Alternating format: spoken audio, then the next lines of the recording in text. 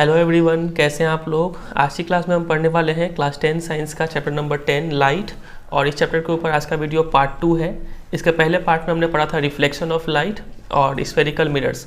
अगर आपने पार्ट 1 नहीं देखा है तो डिस्क्रिप्शन में लिंक दिया हुआ है, आप उसको क्लिक करके देख सकते हैं। ठीक है, आज का वीडियो पार्ट 2 में हमें पढ़ना है रिफ्रैक्शन ऑफ लाइट और लेंसेज। ठीक है, चलिए स्टार्ट करते हैं, समझते हैं रिफ्रैक्शन ऑफ लाइट क्या होता है।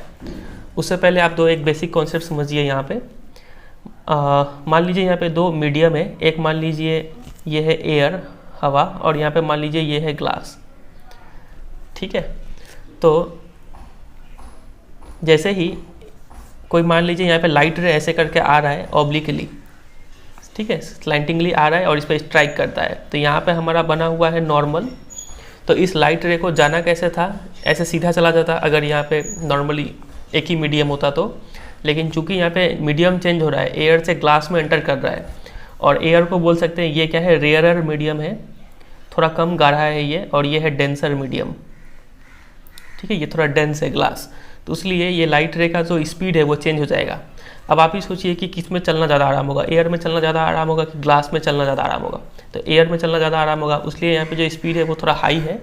और जैसे ही ये लाइट ग्लास में एंटर करता है तो इसका स्पीड थोड़ा रिड्यूस हो जाता है, और ये लाइट रे ऐसे ना इस डायरेक्शन में ना जाके थोड़ा सा नॉर्मल की तरफ बेंड करता है और इस डायरेक्शन में मूव करता है। समझ रहे बात का गहराई। तो इसी बेंडिंग ऑफ लाइट को बोलते हैं रिफ्रैक्शन ऑफ लाइट। तो हमने समझ लिया रिफ्रैक्शन वर्ड का मतलब क्या होता है। तो जब भी लाइट कोई रेयरर मीडियम से डेंसर मीडियम में ट्रैवल करता है तो उसका डायरेक्शन चेंज हो जाता है, वो लाइट रे बेंड कर जाता है टुवर्ड्स द नॉर्मल। ठीक है, तो इस बेंडिंग ऑफ लाइट को बोलते हैं रिफ्रैक्शन ऑफ लाइट। और एक चीज़ समझिए कि स्पीड ऑफ लाइट कितना होता है। स्पीड ऑफ लाइट, इसका वैल्यू आपको याद करके रखना है, वो होता है 3 × 10⁸ मीटर पर सेकेंड। ठीक है, ये होता है speed of light in air, हवा में या फिर वैक्यूम में।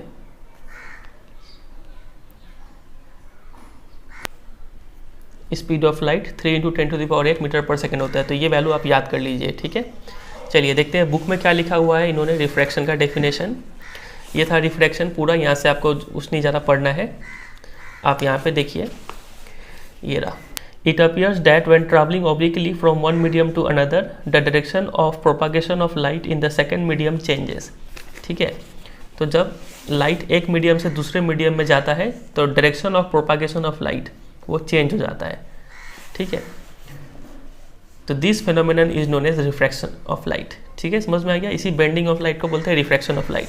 सिमिलरली अब कोई बच्चा अगर ऐसे सोचे कि मान लीजिए यहाँ पे पहले था वाटर और यहाँ पे मान लीजिए एयर है, तो अभी डेंसर मीडियम कौन है दोनों में, ये है डेंसर मीडियम और ये है रेयरर मीडियम।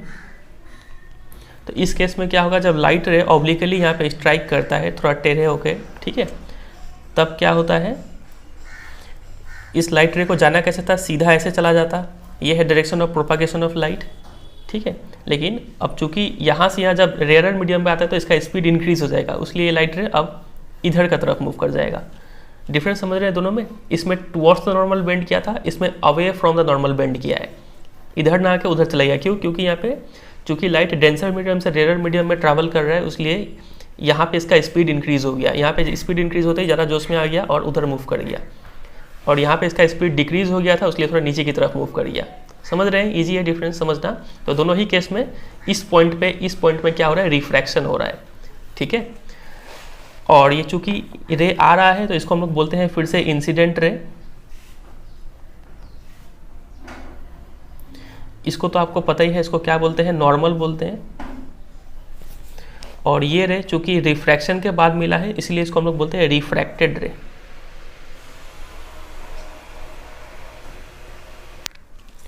तो इतना समझ में आया, ये हमने समझ लिया रिफ्रैक्शन क्या होता है और क्या क्या टर्म्स होता है। ठीक है, इस बात करें कुछ एग्जांपल्स ऑफ रिफ्रैक्शन का, तो आपने देखा होगा कि अगर ग्लास में, अगर मान लीजिए ये शीशे का ग्लास है और इसमें थोड़ा सा पानी है, अगर इसमें आप पेंसिल को डुबोएंगे तो पेंसिल आपको थोड़ा यहाँ से उठा हुआ लगेगा। ठीक है ना, तो यहाँ पे ऐसा क्यों हो रहा है, क्योंकि यहाँ पे रिफ्रैक्शन ऑफ लाइट हो रहा है, इसलिए हमें उठा हुआ ऐसा लगता है। लेकिन असलियत में क्या वो उठा हुआ है, पेंसिल यहाँ पे बेंड हुआ है क्या, नहीं हुआ है। सिमिलरली अगर आप एक गिलास पानी में कोई यहाँ पे कॉइन रख दे यहाँ पे, तो आपको वो लगेगा कि कॉइन थोड़ा कम हाइट पे है, यहाँ पे आपको कॉइन दिखेगा, लेकिन ऐसा होता है क्या? ऐसा नहीं होता है। तो हमें ऊंचा ये क्यों दिख रहा है? Because of refraction of light. ठीक है, तो ये सब कुछ एग्जाम्पल्स हो गया रिफ्रैक्शन ऑफ लाइट का। चलिए, तो ये हमने समझ लिया रिफ्रैक्शन क्या होता है। अंडरलाइन क्या करना है? अब यहाँ से कुछ भी अंडरलाइन मत कीजिए, ठीक है। बुक में जैसे अंडरलाइन किया हुआ ऐसे अंडरलाइन नहीं करना है, फालतू में बुक गंदा होगा। अभी बताएंगे आपको कि कैसे अंडरलाइन करना है, ठीक है। अभी सिर्फ समझते जाइए। अगला टॉपिक है refraction through a rectangular glass slab. ये देखते हैं कि किसी ग्लास स्लैब में रिफ्रैक्शन कैसे होता है। चलिए,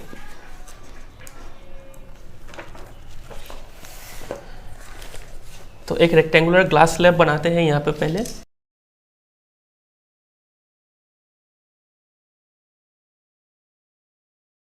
तो ये है एक रेक्टेंगुलर ग्लास स्लैब, ठीक है। तो यहाँ पे हमारा मीडियम अगर हो गया तो ये बाहर में हमारा मीडियम है एयर, जो कि है रेयरर मीडियम, और ये अंदर में है ग्लास, जो कि है डेंसर मीडियम, ठीक है। ये ग्लास का स्पेलिंग GLASS, यहाँ पे लिख सकते हैं रेयरर, और ये है डेंसर। अब देखिए क्या होता है, अगर लाइट रे यहाँ पे ऑब्लिकली फॉल करता है, अच्छा तब से हम बोल रहे हैं कि लाइट रे टेढ़ा फॉल करेगा तो ऐसा ऐसा होगा। क्या होगा अगर लाइट रे सीधा फॉल कर जाए तो? फॉर एग्जांपल यहाँ पे आप देखिए, मान लीजिए ये कोई सेपरेटिंग सरफेस है, ये यहाँ पे एयर था और ये यहाँ पे मान लीजिए ग्लास था। तब से हम बोल रहे हैं कि लाइट रे अगर ऐसे फॉल करेगा तो वो ऐसे ना जाकर टुवर्ड्स द नॉर्मल बेंड करेगा, ठीक है ना। अगर ये टेढ़ा फॉल ना करके, ऐसे फॉल ना करके, अगर क्या होगा, अगर सीधा ही फॉल कर जाए लाइट रे, तब क्या होगा? ठीक है, तब कुछ नहीं होता है, तब ये लाइट रे सीधा ही निकल जाता है, ठीक है। उसलिए हम लोग जब भी पढ़ते हैं तो ये केस को ज़्यादा नहीं लेते हैं, हम लोग इसी केस को लेते हैं, इसे समझने में आसानी होता है। यहाँ पे भी रिफ्रैक्शन हो रहा है, लेकिन ये परपेंडिकुलर है तो उतना इफेक्ट नहीं पड़ रहा है यहाँ पे। चलिए, तो यहाँ पे हम लोग बात कर रहे थे रिफ्रैक्शन का। तो यहाँ पे एक रे, इंसिडेंट रे स्ट्राइक करता है ऑब्लिकली, ठीक है। यहाँ पे कुछ हरकत होगा, नहीं तो ये कैसे चला जाता? सीधा चला जाता, ठीक है। इतना समझे। यहाँ पे बना लेते हैं एक नॉर्मल, ये रहा नॉर्मल। अब ये क्या करेगा? क्योंकि लाइट रेयरर मीडियम से डेंसर मीडियम में आ रहा है तो लाइट बेंड करेगा टुवर्ड्स द नॉर्मल, मतलब इधर कहीं बीच में आएगा। तो बना लेते हैं, ये रहा टुवर्ड्स द नॉर्मल बेंड कर गया। अब यहाँ पे फिर से ये ग्लास है और ये फिर से एयर है, तो लाइट फिर से एक बार मीडियम चेंज कर रहा है, डेंसर मीडियम से रेयरर मीडियम में आ रहा है। तो यहाँ पे अगर हम एक नॉर्मल बनाए, ठीक है, तो ये लाइट रे को जाना कैसे चाहिए था? ऐसे सीधा जाता ना, ये ऐसे सीधा जाता, लेकिन ये away from the normal bend करेगा, उस दिशा में जाएगा, समझ रहे हैं? ये निकल जाएगा ऐसे। तो ये लाइट रे यहाँ से आया, फिर यहाँ से गया, फिर यहाँ से निकला। इतना समझे। चलिए, यहाँ पे बात करें इस एंगल को, angle between incident ray and normal, इसको बोलते हैं एंगल ऑफ इंसिडेंस, ठीक है। एंगल बिटवीन ये नॉर्मल और ये रिफ्रैक्टेड रे, इस एंगल को बोलते हैं एंगल ऑफ रिफ्रैक्शन। सिमिलरली यहाँ पर भी ये हो गया एंगल ऑफ इंसिडेंस, और ये इतना सा हो गया हमारा एंगल ऑफ रिफ्रैक्शन। समझे यहाँ तक कि नहीं समझे? चलिए,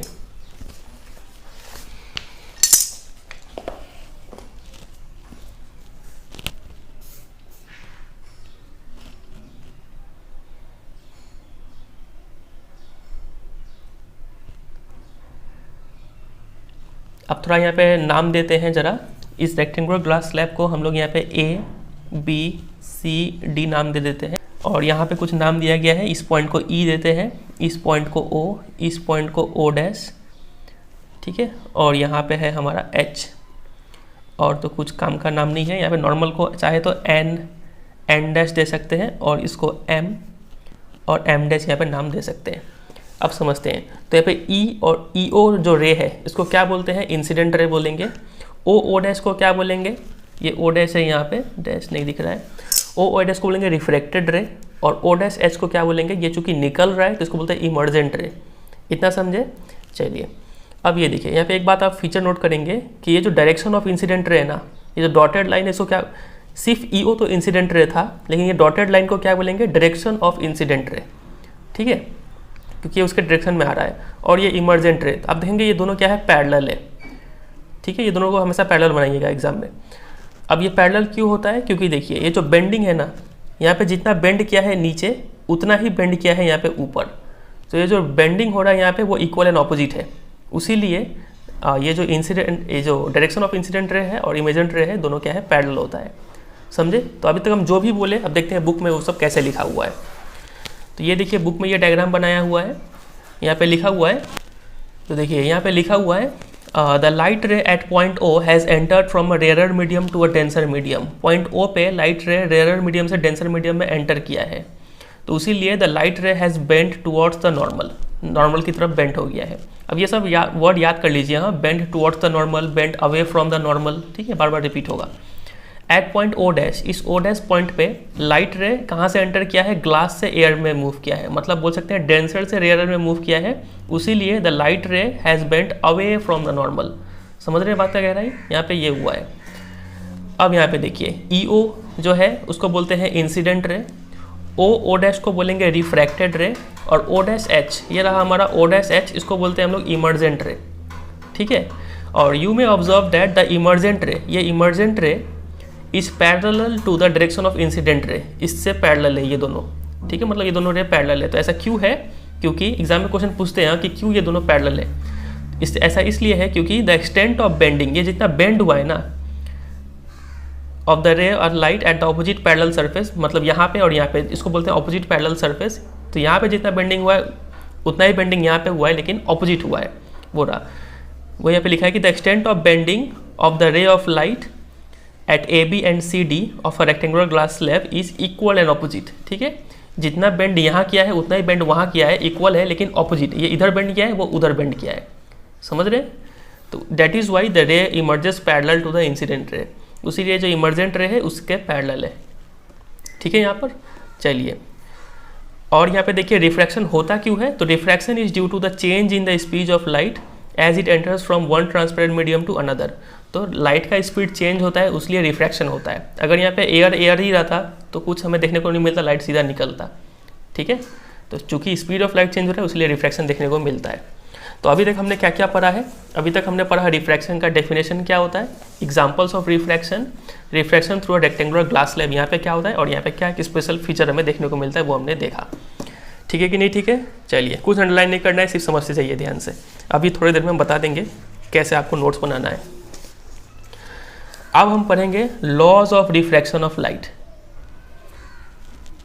पिछली क्लास में हमने पढ़ा था laws of reflection of light, इस क्लास में हमें पढ़ना है रिफ्रैक्शन। तो देखिए पहला लॉ वही है, सेम टू सेम रिफ्लेक्शन जैसा ही, कि the incident ray, the refracted ray and the normal to the interface of the two transparent medium at the point of incidence all lie on the same plane.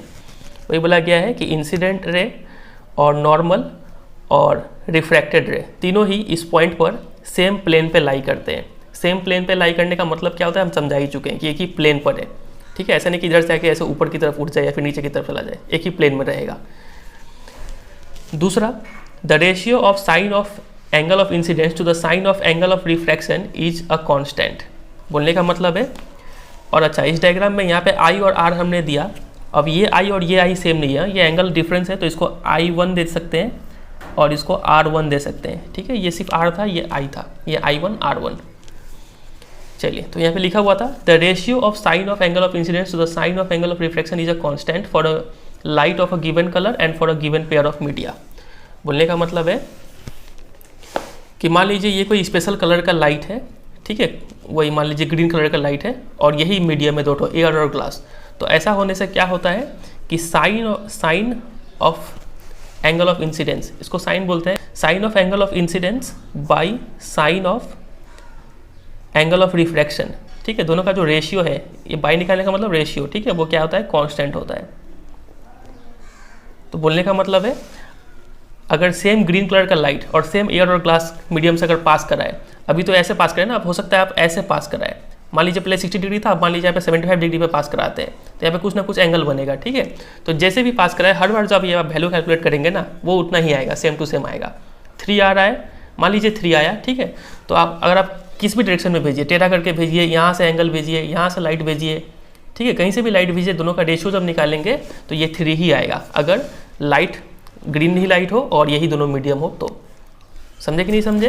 तो वही यहाँ पे लिखा है कि the ratio of sine of angle of incidence to the sine of angle of refraction, ये sine of angle of incidence समझ गए ना, साइन आई, और ये है साइन आर, वो कांस्टेंट है for a light of given colour, ठीक है। मान लीजिए कोई ग्रीन कलर है तो, या फिर कोई भी कलर है और कोई भी पेयर ऑफ मीडियम में एयर ग्लास रहा तो उसके लिए कांस्टेंट होगा, भले किस भी एंगल में भेजिए आप, उससे फ़र्क नहीं पड़ता है। वैल्यू निकालेंगे, यहाँ पे वैल्यू पुट करेंगे साइन 60 डिग्री या फिर यहाँ पे जो भी एंगल आएगा तो वो बार बार सेम वैल्यू देगा, ठीक है। तो इसी को हम लोग बोलते हैं, इस लॉ को हम लोग बोलते हैं, this law is also known as Snell's law of refraction. बहुत इंपॉर्टेंट, एग्जाम में आपसे डायरेक्ट क्वेश्चन पूछेंगे कि state Snell's law of refraction, तो आपको ये नंबर 2 वाला जो लॉ है ये पूरा लिखना होगा और साथ में ये लिखना होगा हाँ, कि अगर आई एंगल ऑफ इंसिडेंस है और आर एंगल ऑफ रिफ्रैक्शन है तो sine I by sine R constant होता है, ठीक है। और इसी कांस्टेंट को हम लोग स्पेशल नाम से भी जानते हैं, जिसको बोलते हैं refractive index of the second medium with respect to the first. ये क्या बड़ा सा लिखा हुआ है, समझते हैं इसको, रिफ्रैक्टिव इंडेक्स को। अगला टॉपिक है हमारा रिफ्रैक्टिव इंडेक्स ही। रिफ्रैक्टिव इंडेक्स अच्छे से समझने से पहले आप यहाँ पे एक लाइन को याद कर लीजिए कि light travels fastest in vacuum with the speed of 3 × 10⁸ metre per second. ये लाइट का स्पीड जो स्टार्टिंग में बोला गया था, आप इसको याद कर लीजिए, ठीक है। वैक्यूम मतलब ऐसा प्लेस जहाँ पे एयर भी ना हो, तो वैक्यूम हो या फिर एयर हो, दोनों ही जगह पे स्पीड ऑफ लाइट इतना ही होता है, फास्टेस्ट है ये स्पीड ऑफ लाइट, इसको याद कर लीजिए। चलिए समझते हैं रिफ्रैक्टिव इंडेक्स क्या होता है। तो देखिए, मान लीजिए कोई एक लाइट रे है जो ट्रैवल कर रहा है फ्रॉम मीडियम 1 टू मीडियम 2 में, ठीक है। और मान लीजिए मीडियम 1 में स्पीड ऑफ लाइट है v1 और मीडियम 2 में स्पीड ऑफ लाइट है v2, इतना ठीक है, वो यहाँ पे लिखा हुआ है। तो refractive index of medium 2 with respect to medium 1 is given by the ratio of speed of light in medium 1 and the speed of light in medium 2। बड़ा ही कॉम्प्लिकेटेड लैंग्वेज है, इसको ऐसे समझिए। मान लीजिए ये कोई दो मीडियम है, ये है मीडियम 1, एयर हो, ग्लास हो, जो भी हो, वाटर हो, और ये मान लीजिए मीडियम 2 है। और मान लीजिए यहाँ से कोई लाइट रे एंटर कर रहा है, ये नॉर्मल है, और मान लीजिए ये बेंड कट गया टुवर्ड्स द नॉर्मल, ठीक है। मान लीजिए यहाँ पे इसका स्पीड था v1, इसका स्पीड था v2, तो हम लोग बोलते हैं रिफ्रैक्टिव इंडेक्स ऑफ मीडियम 2, जिसको हम लोग n से डिनोट करते हैं, ठीक है। n या फिर कोई कोई बुक में ये साइन यूज़ किया होता है, इसको बोलते हैं म्यू, ग्रीक लेटर है ये म्यू। ये आपको याद होगा, हमने इलेक्ट्रिसिटी चैप्टर में भी किया था इसको, माइक्रो बोल के वहाँ पे हमने समझा था कि 1 माइक्रो इक्वल टू 10⁻⁻⁶ इसका वैल्यू होता था, माइक्रो एम्पियर, याद होगा आपको कुछ। फिलहाल आप इसको छोड़िए, इस पर नहीं जाते हैं अभी। आप इससे याद रखिए कि रिफ्रैक्टिव इंडेक्स का नोटेशन क्या है, n, स्मॉल लेटर n, या फिर ये ग्रीक लेटर म्यू से भी डिनोट करते हैं रिफ्रैक्टिव इंडेक्स को। तो अगर हमें रिफ्रैक्टिव इंडेक्स ऑफ मीडियम 2 निकालना है विद रिस्पेक्ट टू मीडियम 1, इसको हम लोग लिखते हैं रिफ्रैक्टिव इंडेक्स, n हो गया refractive index of medium 2 with respect to medium 1, ठीक है। n और सब स्क्रिप्ट मतलब नीचे में 2 और 1 लिखेंगे, वो होता है equal to speed of light in medium 1 मतलब v1 by speed of light in medium 2 मतलब v2। समझे कि नहीं समझे ये फॉर्मूला? इस फॉर्मूले से निकलेगा क्या, refractive index of medium 2 with respect to medium 1, ठीक है। इसका refractive index with respect to ये जो कि होता है v1 बाई v2। अभी इसको और थोड़ा डिटेल में समझेंगे, फिलहाल आप इसको फॉर्मूले को याद कीजिए, ठीक है। तो देखिए यहाँ पे वही लिखा हुआ है कि refractive index of medium 2 with respect to medium 1 is given by ratio of speed of light in medium 1 speed of light in medium 2, medium 1 medium 2। तो एग्जाम में डायरेक्ट क्वेश्चन आता है कि define refractive index of medium, तो आपको ऐसे ये पूरा यहाँ से यहाँ लिखना होगा। अभी बता देंगे क्या अंडरलाइन करना है और ये फॉर्मूला आपको याद करना है। अगर यहाँ पे 2 और 1 है तो यहाँ पे 1 और 2 होता है, ठीक है, इसको याद कर लीजिए। सिमिलरली अगर आप इसको इंटरचेंज करेंगे ना, n 1 2 अगर लिखेंगे तो क्या मिलेगी, speed of light in medium 2 by speed of light in medium 1, ये आपको मिल जाएगा। तो अभी तक अभी जो भी बताया गया है आपको बहुत टफ लग रहा होगा ये चीज़, अभी आपको थोड़ी देर में और भी अच्छे से समझ में आने वाला है, ठीक है, घबराइए मत। अभी देखिए, तो अभी तक हमने क्या क्या समझा इसको एक बार रिकैप करते हैं। अगर कोई लाइट रे कोई भी मीडियम से दूसरे मीडियम में एंटर करता है, ठीक है, तो हम लोग बोलते हैं, मान लीजिए ये मीडियम 1 था और ये मीडियम 2, तो हम लोग बोलते हैं अगर रिफ्रैक्टिव इंडेक्स ऑफ मीडियम 2 हमें निकालना है विथ रिस्पेक्ट टू मीडियम 1, तो वो होता है speed of light in medium 1 by speed of light in medium 2, ठीक है। ये 1 इधर और ये 2 इधर, इतना समझा हमने। अब देखिए, अगर ये मीडियम 1 जो है ना, वो अगर एयर या फिर वैक्यूम हो जाए, VACWM, इसका स्पेलिंग पे ध्यान दीजिएगा। अगर ये मीडियम 1 वैक्यूम या फिर एयर हो जाए, तब हम लोग इसको ऐसा लंबा चौड़ा शब्द नहीं बोलते हैं refractive index of medium 2 with respect to medium 1। इतना लंबा चौड़ा सेंटेंस ना बोल के हम लोग सिर्फ क्या बोलते हैं, एब्सोल्यूट रिफ्रैक्टिव इंडेक्स बोलते हैं, एब्सोल्यूट रिफ्रैक्टिव इंडेक्स। ठीक है, अगर मीडियम 1 एयर या फिर वैक्यूम हुआ उस केस में। और किसी किसी को अगर एब्सोल्यूट रिफ्रैक्टिव इंडेक्स बोलने का भी मन नहीं है तो हम लोग उस केस में क्या बोलते हैं, सिर्फ रिफ्रैक्टिव इंडेक्स भी बोल देते हैं। मान लीजिए यहाँ पे एयर है और यहाँ पे ग्लास है, तो अगर एक मीडियम एयर है तो हम लोग बोलते हैं रिफ्रैक्टिव इंडेक्स ऑफ ग्लास, ऐसे बोल देते हैं। या फिर किसी को लंबा चौड़ा बोलने का मन है तो वो क्या बोलेगा, absolute refractive index of glass बोलेगा। बात अगर ही समझ रहे हैं यहाँ पे, तो देखिए वो यहाँ पे लिखा हुआ है कि इफ़ मीडियम 1 इज वैक्यूम और एयर, तो रिफ्रैक्टिव इंडेक्स ऑफ मीडियम 2 को हम लोग बोलते हैं absolute refractive index of the medium, और इसको सिंपली हम लोग N2 से डिनोट कर देंगे। यहाँ पर ये अगर मीडियम 1 है और ये अगर मीडियम 2 है तो यहाँ पे N2, 1 लिखने का जरूरत नहीं है क्योंकि 1 एयर या फिर वैक्यूम को रिप्रेजेंट कर रहा है, समझे। तो देखिए अगर हमें रिफ्रैक्टिव इंडेक्स ऑफ किसी भी मीडियम का निकालना है, यहाँ पे कुछ नहीं लिखा हुआ है दूसरा मीडियम के बारे में, इसका मतलब दूसरा मीडियम क्या है, एयर है या फिर वैक्यूम है, तो वो होगा speed of light in air या फिर वैक्यूम। कितना होता है, अभी आपने याद किया था 3 × 10⁸ metre per second by speed of light जो मीडियम है वो। और speed of light in air को स्मॉल लेटर c से डिनोट करते हैं और speed of light in medium को जो भी v से डिनोट कर दीजिए, ठीक है।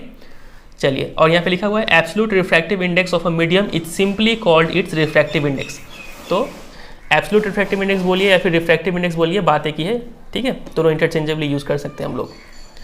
अब देखिए कोई हमें अगर ऐसे बोल रहा है कि रिफ्रैक्टिव इंडेक्स ऑफ वाटर, मतलब बोल सकते हैं NW, ऐसे कोई अगर बोल रहा है कि 1.33 है, तो इस स्टेटमेंट से आप क्या समझते हैं, तो इस स्टेटमेंट से हम ये समझते हैं कि NW जो है वो कैसे निकला होगा, speed of light in air by speed of light in water, वो है 1.33। तो इस स्टेटमेंट से हम ये समझते हैं कि the ratio of speed of light in air and the speed of light in water is 1.33। समझे, तो ये एग्जाम में क्वेश्चन आता है। ये देखिए यहाँ पे अगर कहीं लिखा हुआ है कि refractive index of water is, मतलब NW 1.33 अगर कहीं लिखा हुआ है तो इसका मतलब क्या है, this means that the ratio of speed of light in air and the speed of light in water is equal to 1.33। बस इतना सा आपको लिख देना है। समझ में आया कि नहीं आया।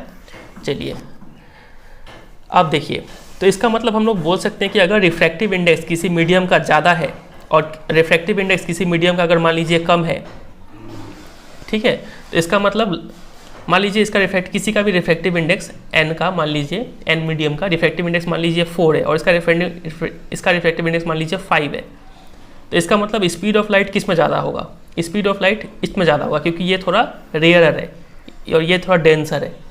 समझ रहे हैं, ये थोड़ा ज़्यादा गाढ़ा है, ये थोड़ा कम गाढ़ा है, इसलिए लाइट यहाँ पे तेज़ी से जाएगा कंपेयर टू इसमें, ठीक है। तो इसका वैल्यू से हम लोग ये समझते हैं। तो इस टेबल को देखें, यहाँ पे कुछ मीडियम का रिफ्रैक्टिव इंडेक्स दिया गया है या फिर बोल सकते हैं एब्सोल्यूट रिफ्रैक्टिव इंडेक्स दिया गया है, ठीक है। तो यहाँ पे देखने से पता चलता है कि एयर का जो रिफ्रैक्टिव इंडेक्स है वो लोएस्ट है और यहाँ पे हाईएस्ट जो है वो डायमंड का रिफ्रैक्टिव इंडेक्स है, ठीक है, 2.42। तो इसका मतलब आप इस क्या समझते हैं, देखिए अगर कोई आदमी बोल रहा है कि रिफ्रैक्टिव इंडेक्स ऑफ एयर अगर 1.0003 है और कोई बोल रहा है रिफ्रैक्टिव इंडेक्स ऑफ डायमंड मान लीजिए ये दिया हुआ है 2.42, तो ये इससे आप क्या समझते हैं, तो इससे ये समझ में आता है कि जिसका रिफ्रैक्टिव इंडेक्स ज़्यादा होता है ना, इसका मतलब लाइट का स्पीड वहाँ पे उतना ही कम होगा, लाइट को यहाँ पे ट्रैवल करने में उतना ही ज़्यादा दिक्कत होगा। और यहाँ पे रिफ्रैक्टिव इंडेक्स चूँकि लो है, इसका मतलब यहाँ पे लाइट काफ़ी ईजिली आराम से ट्रैवल करेगा यहाँ पे, लेकिन यहाँ पे लाइट आराम से ट्रैवल नहीं कर पाएगा। समझे कि नहीं समझे, ये आँख है, ठीक है, चलिए कोई बात नहीं। अब देखिए यहाँ पे हम लोग बोलते हैं कि जो एयर है ना, इसका जो ऑप्टिकल डेंसिटी है, जो ऑप्टिकल डेंसिटी है वो एयर का लोएस्ट है और डायमंड का ऑप्टिकल डेंसिटी हाईएस्ट है। अभी तक जो हम बोल रहे थे कि एयर रेयरर मीडियम है और वाटर डेंसर मीडियम है, वो हम बोल रहे थे विथ रिस्पेक्ट टू लाइट, ठीक है। एक जो आपने डेंसिटी पढ़ा होगा छोटे क्लास में जो कि होता है मास बाई वॉल्यूम, उस डेंसिटी का यहाँ पे बात नहीं हो रहा है। ये डेंसिटी मतलब गाढ़ापन, ठीक है, मतलब हमने पढ़ा था कि केरोसिन, आपने छोटे क्लास में पढ़ा होगा कि केरोसिन का डेंसिटी लो होता है और वाटर का डेंसिटी हाई होता है विथ रिस्पेक्ट टू मास, ठीक है, मतलब ये ज़्यादा गाढ़ा होता है, ये कम गाढ़ा होता है। लेकिन यहाँ पे आप देखेंगे, यहाँ पे वाटर का हाई बताया गया है ना। यहाँ पे आप देखिए वाटर और केरोसिन का तुलना में वाटर का लो है ऑप्टिकल डेंसिटी और केरोसिन का हाई है। तो ये डेंसिटी जो है वो लाइट वाला डेंसिटी से बात किया जा रहा है, मतलब जिसको ऑप्टिकल डेंसिटी बोलते हैं। यहाँ पे लाइट इजीली ट्रैवल करेगा वाटर में, केरोसिन में दिक्कत होगा लाइट को ट्रैवल करने में थोड़ा, ठीक है। तो वही यहाँ पे बोला गया है कि हम लोग यहाँ पे ऑप्टिकल डेंसिटी का बात कर रहे हैं। ये जो रेयर है वो बोल रहे हैं in terms of optical density, ठीक है। तो ये बात यहाँ पे थोड़ा क्लियर करना था, एग्जाम में नहीं पूछा जाएगा कि ऑप्टिकल डेंसिटी क्या होता है, बस नॉलेज के लिए था ये। यहाँ पे लिखा हुआ ऑप्टिकल डेंसिटी।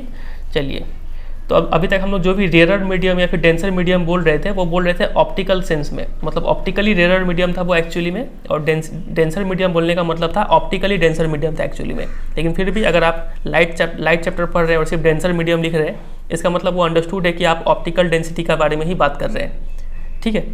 चलिए देख लेते हैं यहाँ पे क्या लिखा हुआ है। The speed of light is higher in a rare medium. Rare medium में स्पीड ऑफ लाइट हाई होता है, सबको पता है, then the denser medium. Thus a ray of light travelling from rare to a denser medium slows down and bends towards the normal. अगर कोई light rare से denser की तरफ आ रहा है तो उसका स्पीड स्लो हो जाएगा और वो टुवर्ड्स द नॉर्मल बेंड करेगा। और when it travels from a denser to rare तो पता ही आपको क्या होगा, जो उसमें आ जाएगा, स्पीड अप हो जाएगा और bend away from the normal हो जाएगा। समझे कि नहीं समझे? तो इस टॉपिक में हमने कवर किया रिफ्रैक्टिव इंडेक्स। चलिए कुछ क्वेश्चंस को निपटाते हैं। पहला क्वेश्चन देखिए यहाँ पे क्या लिखा हुआ है।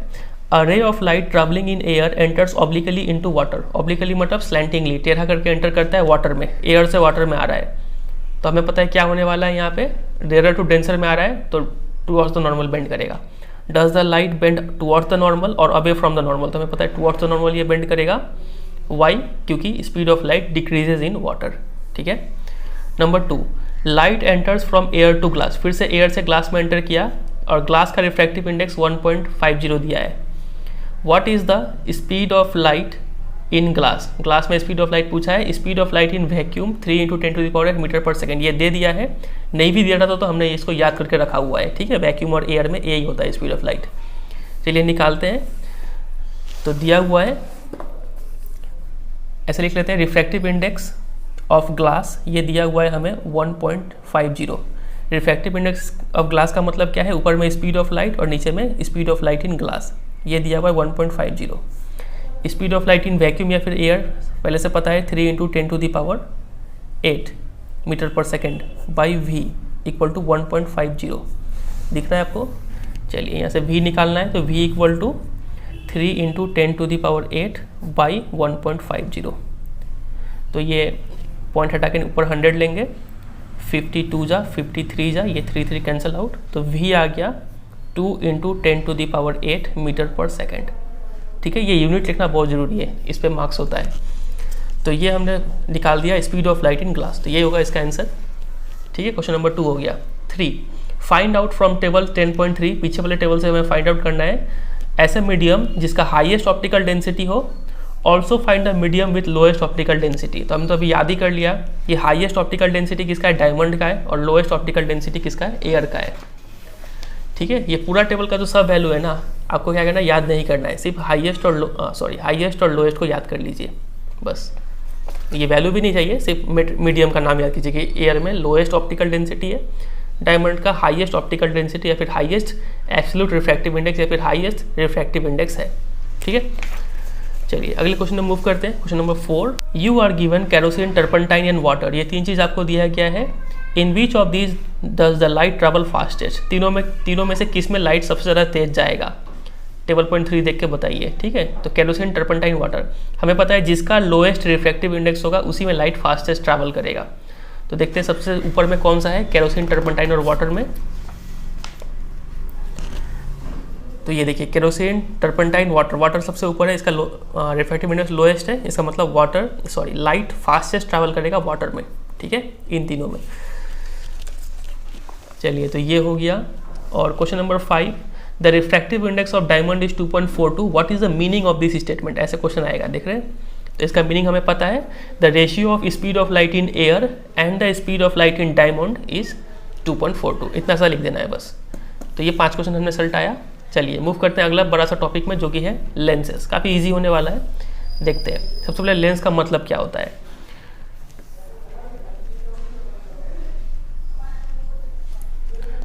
तो ये देखिए यहाँ पे लेंस का मतलब लिखा हुआ है, a transparent medium bound by two surfaces of which one or both surface are spherical forms a lens.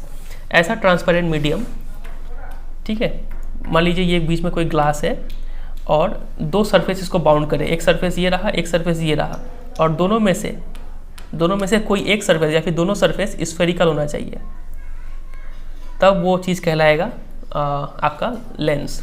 For example ये मान लीजिए एक प्लेन हो गया और दूसरा सरफेस अगर स्फेरिकल हुआ ना, एक सरफेस ये एक सरफेस ये, तो दूसरा सरफेस अगर स्फेरिकल हुआ तो ये भी कहलाएगा लेंस। मान लीजिए एक कोई ऐसे गया और कोई ऐसे गया, दोनों ही स्फेरिकल सरफेस है, तो ये भी एक कहलाएगा लेंस। तो हमें जो पढ़ना है वो पढ़ना है ऐसा स्फेरिकल सरफेस, सॉरी ऐसा लेंस जिसका दोनों सरफेस स्फेरिकल हो, ठीक है। क्या तो इस फॉर्म में पढ़ना है, नहीं तो हमें ये चीज़ पढ़ना है, ठीक है। ऐसा लेंस है ये, बीच में चाहे तो ग्लास हो या फिर वाटर हो या फिर केरोसिन हो, कोई भी ट्रांसपेरेंट मीडियम हो, बीच में कोई बीच में मिट्टी भर देगा तो क्या ये लेंस कहलाएगा? नहीं कहलाएगा लेंस। बीच में ट्रांसपेरेंट मीडियम होना चाहिए, ठीक है, यहाँ पे और यहाँ पे। तो हमारे सिलेबस में ऐसा लेंस हमें पढ़ना है जो कि दोनों स्फेरिकल सरफेस से बना हुआ हो। तो ऐसा लेंस जिसका स्फेरिकल सरफेस आउटवर्ड की तरफ बल्ज हो, इसको हम लोग बोलते हैं कॉन्वेक्स लेंस, और इसको हम लोग बोलते हैं कॉनकेव, इनवर्ड ये बेंड है, इसको बोलते हैं कॉनकेव लेंस।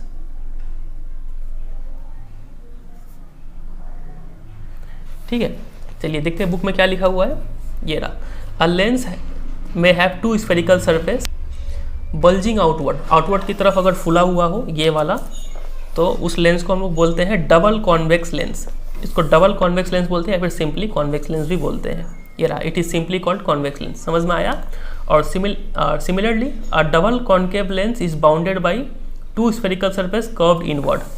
तो ये डबल कॉन्केव या फिर सिर्फ कॉन्केव लेंस किसको बोलते हैं? अगर स्फेरिकल सरफेस जो है वो इनवर्ड की तरफ बेंड हो, ठीक है। तो भाई यहाँ पे लिखा हुआ है it is thicker at the edges than at the middle. ये क्या होता है? मिडल में मोटा होता है और थिन एट द एजेस। ये क्या होता है? मिडल में थिन होता है और थिक एट द एजेस होता है, ठीक है। तो ये सब लिखा हुआ था यहाँ पे, और कुछ नहीं है यहाँ पे। और देखिए इस टाइप का लेंस को, इसका 3 नाम हो गया, क्या तो कॉन्वेक्स लेंस या फिर डबल कॉन्वेक्स लेंस,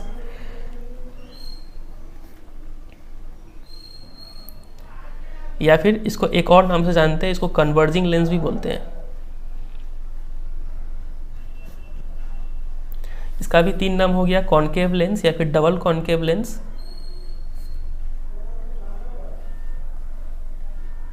या फिर डाइवर्जिंग लेंस भी इसको बोलते हैं।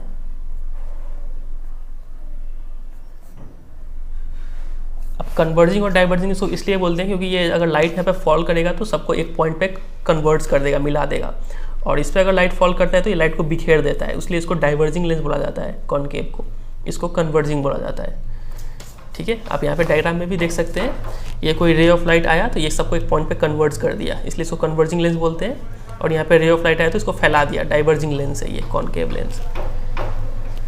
तो वही यहाँ पे लिखा हुआ था diverging lens, such lenses are called diverging lens, और यहाँ पे भी कहीं लिखा हुआ था convex lens are called converging lens, ठीक है।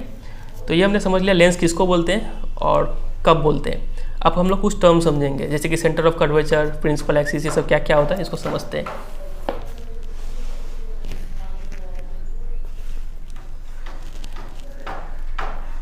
देखिए सबसे पहला टर्म है सेंटर ऑफ कर्वेचर।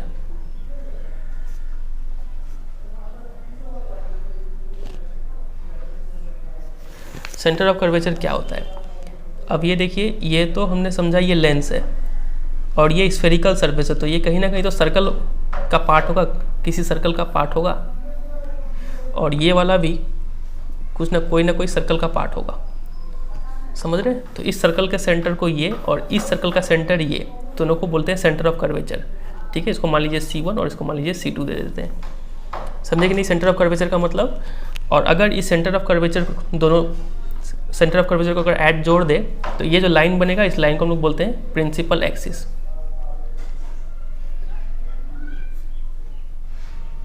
तो 2 टर्म हमने समझा, सेंटर ऑफ कर्वेचर क्या होता है, प्रिंसिपल एक्सिस क्या होता है, हमने समझ लिया। अब देखिए इस लेंस का जो एकदम सेंटर वाला पॉइंट है ना, ये इसको हम लोग बोलते हैं ऑप्टिकल सेंटर,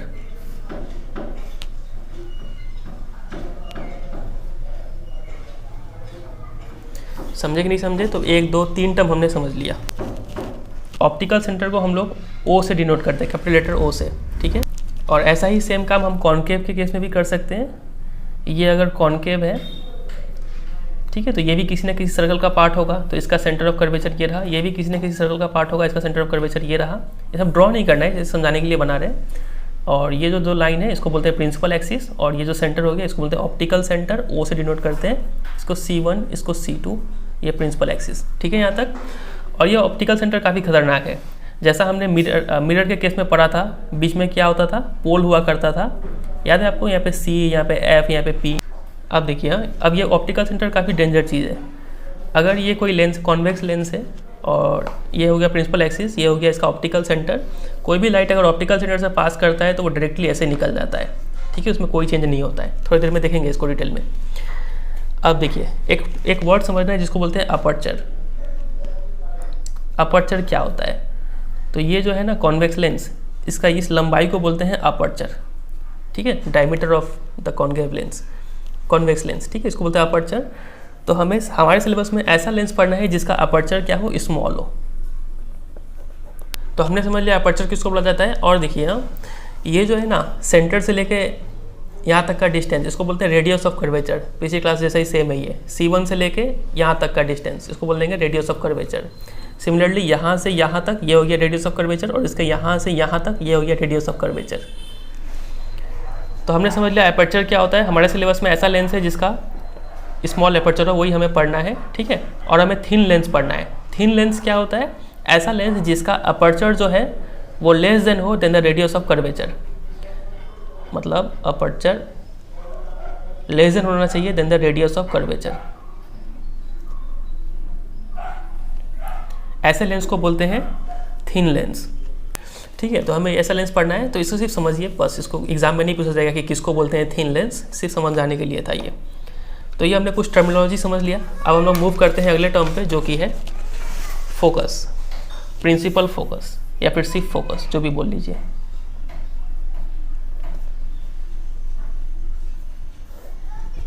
फोकस क्या होता है?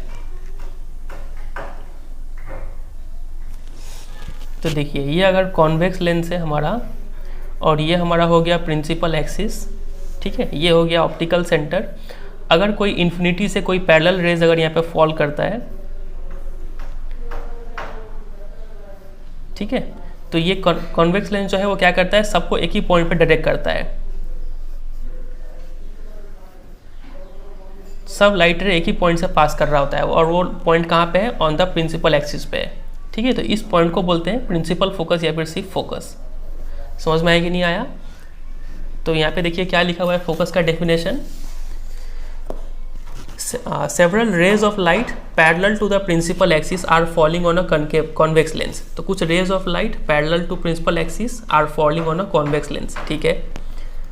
दीज रेज आफ्टर रिफ्रैक्शन, तो देखिए यहाँ पे एयर है ये बाहर में, और यहाँ पे ग्लास है, तो यहाँ पे क्या होगा, रिफ्रैक्शन होगा, समझ रहे हैं ना। रेयर मीडियम से डेंसर मीडियम में लाइट मूव कर रहा है, तो स्पीड ऑफ लाइट चेंज होगा, तो यहाँ पे लाइट बेंड किया, ठीक है, तो रिफ्रैक्शन हुआ। उसलिए यहाँ पे लिखा गया कि after refraction from the lens are convert, तो these rays are converging to a point on the principal axis. तो ये सभी रे एक पॉइंट पर कन्वर्ज कर जाते हैं, और वो पॉइंट कहाँ पे है, ऑन द प्रिंसिपल एक्सिस पे, ठीक है।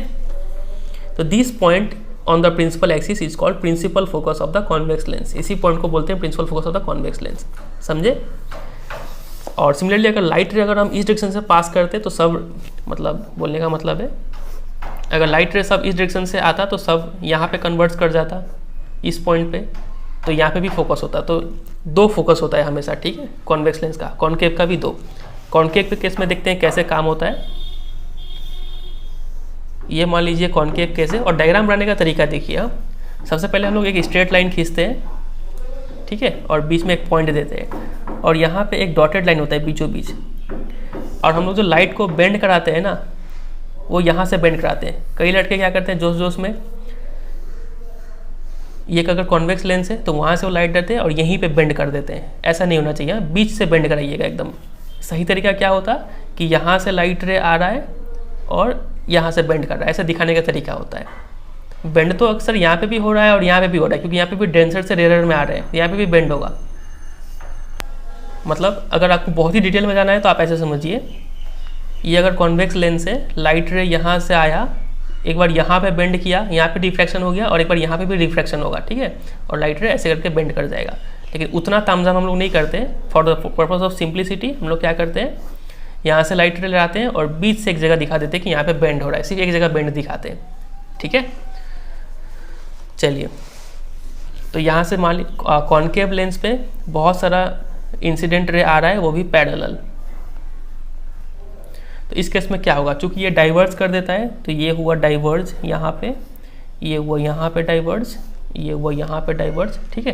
तो अगर हम सबको बैकवर्ड प्रोड्यूस करें, यहाँ पे ये भी बैकवर्ड यहाँ पे और ये भी बैकवर्ड यहाँ पे, तो अगर आप यहाँ से देखेंगे ना, यहाँ पे आपका आँख है मान लीजिए, यहाँ से आप देखेंगे तो आपको लगेगा कि सब लाइट रे एक पॉइंट से निकल रहा है, ठीक है, appear to diverge from a point. तो इस पॉइंट को हम लोग बोलते हैं principal focus of the concave lens. बातें क्या समझ रहे हैं, देख लेते हैं बुक में क्या लिखा हुआ है, ये देखिए, several rays of light parallel to the principal axis are falling on a concave lens. फिर से कुछ parallel rays of light falling on a concave lens, बहुत बढ़िया।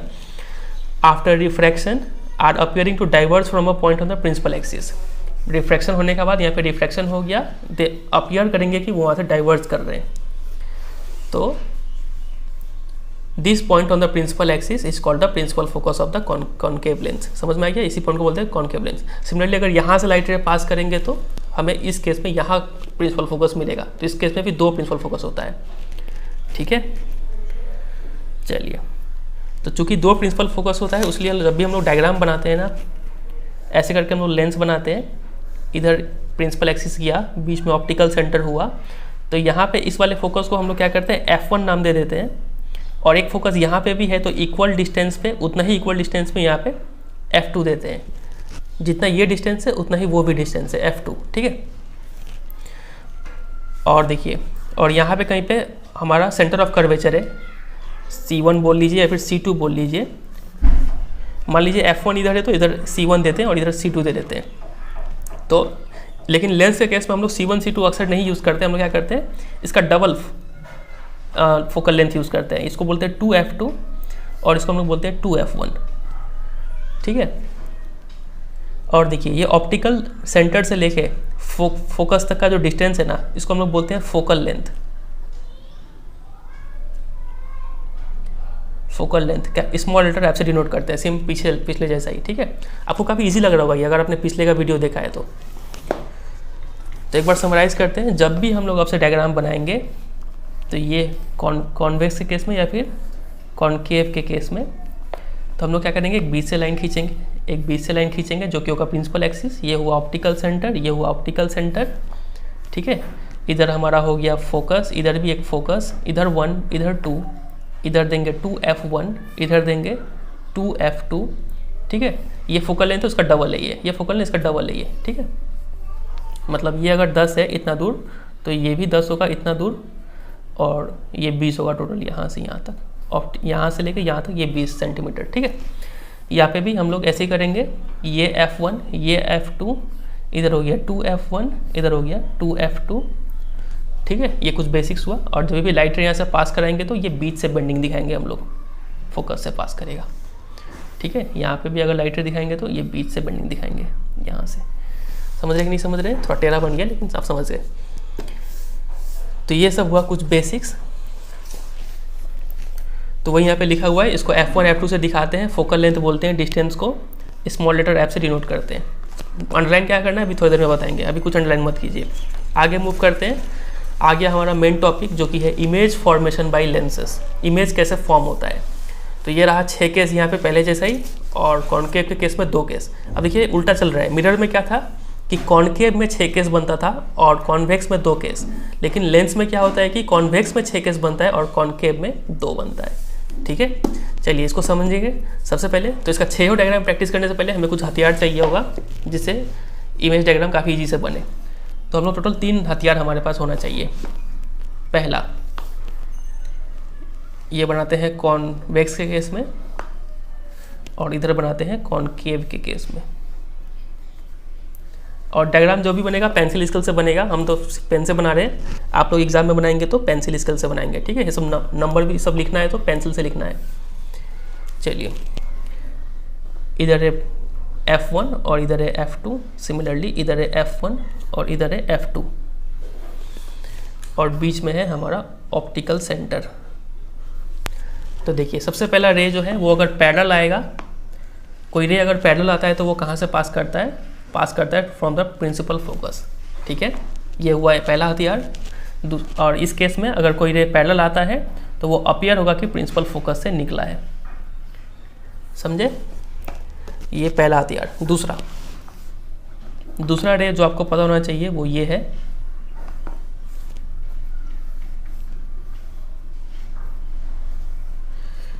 ये फिर से F1, ये फिर से F2, F1 F2।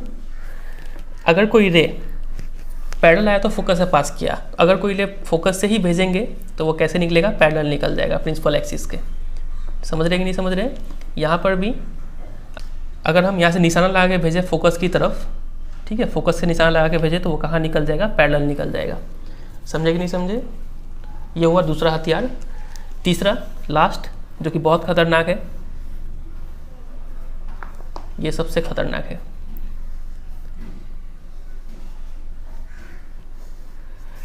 ये हमारा F1, ये F2, यहाँ F1 और यहाँ पे F2, बीच में ऑप्टिकल सेंटर O, यहाँ पे ऑप्टिकल सेंटर O।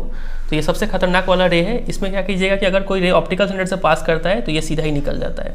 ठीक है, सिमिलरली यहाँ पे भी अगर ऑप्टिकल सेंटर से पास करेंगे तो ये सीधा ही निकल जाएगा, उसमें ज़्यादा टेंशन नहीं लेना है। तो ये 3 हथियार आप मतलब 3 रे आप प्रैक्टिस कर लीजिए, याद कर लीजिए, इससे सभी रे डायग्राम बनेगा। पहला, अगर पैरेलल निकला तो फोकस से पास करेगा, फोकस से भेजे तो पैरेलल निकल जाएगा, ऑप्टिकल सेंटर से भेजे तो वैसे ही निकलेगा। कॉनकेव के केस में पैरेलल से भेजे तो लगेगा फोकस से निकला, अगर फोकस की तरफ निशाना लगा के भेजेंगे तो पैरेलल निकल जाएगा, और ओ से तो ओ सिंपल निकल जाएगा।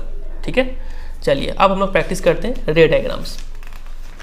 सबसे पहले image formation by convex lens, convex का प्रैक्टिस करेंगे। 6 डायग्राम हमें बनाना है। तो सबसे पहले सबका स्ट्रक्चर एक बार बना लेते हैं और नोमेनक्लेचर कर लेते हैं।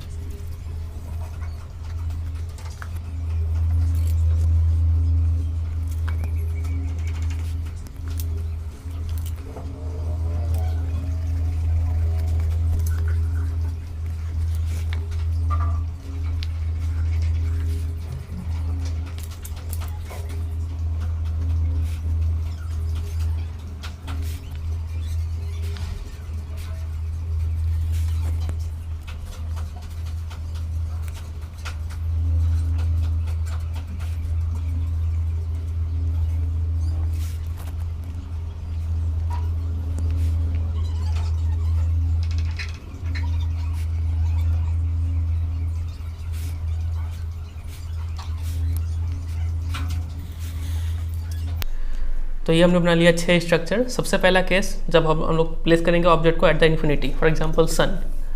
ठीक है, तो सन से जब भी रेज आता है तो हमें पता है पैरेलल रेज आता है, और हमें पता है कि पिछली क्लास में हमने पढ़ा कि हमेशा 2 रेज बनाएंगे तो काम हो जाएगा हमारा। ठीक है, यहाँ तक बीच तक बनाएंगे और बीच से यहाँ से बेंड कर देंगे। पैरेलल है तो हमें पता है कहाँ से पास करेगा, ये फ्रॉम द फोकस, ये भी पास करेगा फ्रॉम द फोकस। ठीक है, तो 2 रे यहाँ पे इंटरसेक्ट कर रहा है, तो ये हमारा बन गया यहाँ पे इमेज। इधर से आया था, ये इधर गया, ये इधर गया। ठीक है, बात करें पोजीशन ऑफ ऑब्जेक्ट का, तो पोजीशन ऑफ ऑब्जेक्ट कहाँ पे है? Eight the infinity. जब ऑब्जेक्ट एट द इन्फिनिटी होता है तभी उसके वहाँ से रेस जो आते हैं वो पैरेलल होते हैं। ठीक है, फॉर एग्जांपल आप सन का एग्जांपल ले सकते हैं यहाँ पे। तो सन से रेस आया और सन का इमेज यहाँ पे बन रहा है, तो पोजीशन ऑफ द इमेज क्या हो जाएगा? एट फोकस F2 पे बन रहा है। साइज ऑफ द इमेज की अगर बात करें, साइज ऑफ ऑब्जेक्ट देखें तो यहाँ पे काफ़ी बड़ा है, सन का साइज़ काफ़ी बड़ा है, लेकिन साइज ऑफ द इमेज अगर बोले तो वो काफ़ी छोटा है, तो यहाँ पे बोलेंगे हाईली डिमिनिश्ड। ठीक है, या फिर पॉइंट साइज। और उसके बाद इसका नेचर के ऊपर बात करें, नेचर ऑफ द इमेज, तो चूंकि 2 रियल रेज यहाँ पे इंटरसेक्ट कर रहे हैं तो नेचर तो रियल होगा, और हमेशा रियल इमेज क्या होता है? इन्वर्टेड होता है। ठीक है, तो नेचर ऑफ द इमेज हो जाएगा रियल एंड इन्वर्टेड। समझे कि नहीं बात का कह रही? चलिए, तो ये हमने कवर कर लिया। इसको देख लेते हैं एक बार बुक में क्या लिखा हुआ है। ये देखिए आप यहाँ पे, position of object at infinity. ठीक है, position of image at focus F2 पे बना, ये भी ठीक है। Size of the image, relative size तो हाईली डिमिनिश्ड है और पॉइंट साइज है। रिलेटिव साइज बोलने का मतलब ऑब्जेक्ट के तुलना में इसका साइज कैसा है, ठीक है, तो इसके तुलना में ये हाईली डिमिनिश्ड है, पॉइंट साइज का है। और नेचर ऑफ द इमेज का बात करें तो रियल एंड इन्वर्टेड, ठीक है। चलिए मूव करते हैं सेकंड केस में। अब ऑब्जेक्ट था एट द इन्फिनिटी, अब इस केस में ऑब्जेक्ट को लाएंगे बियॉन्ड 2f1, ऑब्जेक्ट को इसके आगे प्लेस करेंगे 2f1 के आगे। ये लाइन मान लीजिए यहाँ तक है, तो ये हमने बना दिया यहाँ पे एक ऑब्जेक्ट, ठीक है। तो एक रे यहाँ से पास करवाते हैं, पैरेलल पास करवाते हैं यहाँ से, तो ये रहा, यहाँ से पैरेलल रे आ रहा है और बीच से बेंडिंग दिखा देना है हमें। और हमें पता है पैरेलल आता है तो कहाँ से वो रे गुजरेगा, आफ्टर डिफ्रैक्शन वो गुजरेगा फ्रॉम द फोकस, ठीक है। इधर से आया, इधर से गया। दूसरा रे बनाना है हमें, तो दूसरा रे हम लोग ये ऑप्टिकल सेंटर वाला ले लेते हैं, ये रहा।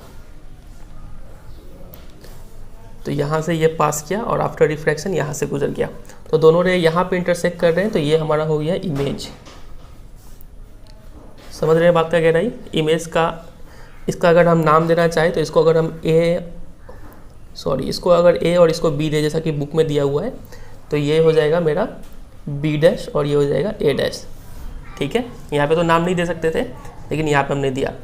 तो पोजीशन ऑफ ऑब्जेक्ट देखें तो beyond 2f1, position of image देखें तो बिटवीन f2 एंड 2f2। अगर रिलेटिव साइज़ का बात करें तो ये देखिए थोड़ा सा बड़ा है, ये थोड़ा सा छोटा है, तो यहाँ पे होगा डिमिनिश्ड।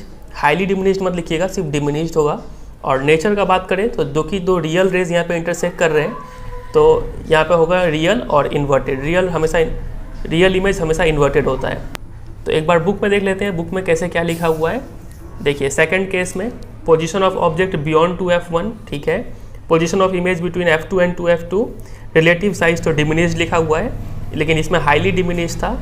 नेचर ऑफ इमेज का बात किया जाए तो रियल एंड इन्वर्टेड, जब भी रियल होता है तो इन्वर्टेड होगा ही।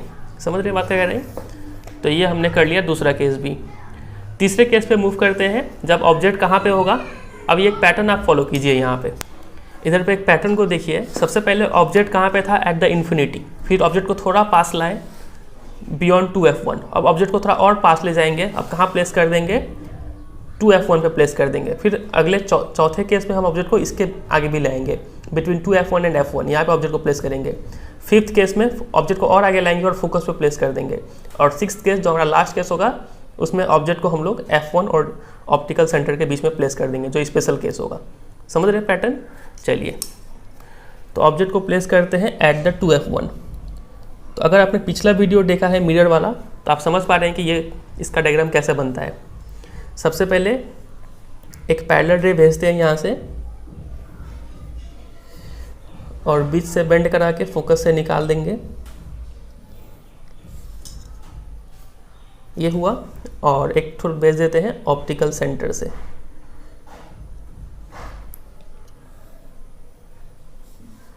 ठीक है यहाँ पे।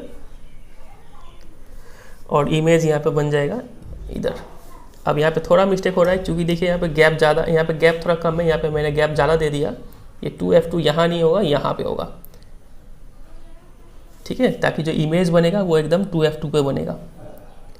आपको याद होगा पिछले क्लास में हमने देखा था, जब सेंटर ऑफ कर्वेचर पे होता है ऑब्जेक्ट, तो एकदम सेंटर ऑफ कर्वेचर पे ही बन रहा था, पिछले वीडियो में हमने देखा था। वैसे ही यहाँ पे 2f1 पे जब ऑब्जेक्ट होता है तो इमेज 2f2 पे ही बनेगा, इसलिए इसको हटा के हमने यहाँ पे डाल दिया। एग्जाम में भी अगर आपसे आगे पीछे हो जाए तो बाद में भी इरेज करके यहाँ पे आप कर दीजिएगा, ठीक है। तो ये हुआ इसका डायग्राम। और चलिए इसका प्रॉपर्टीज़ का बात किया जाए। Position of the object at 2f1, position of image at 2f2, relative size का बात करें तो सेम साइज है यहाँ पे, और nature of the image real and inverted. समझ में आ गया।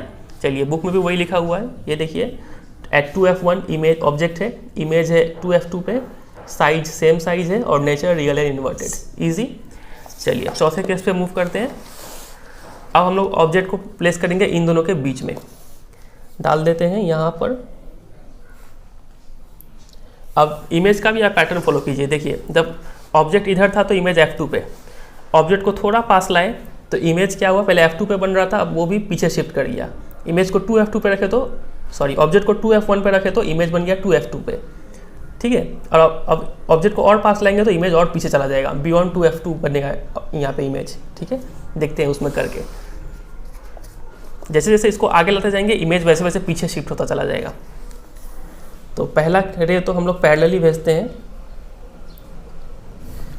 और ये गुजर जाएगा 2F2 से, ठीक है। और दूसरा रे भेज देते हैं ऑप्टिकल सेंटर से।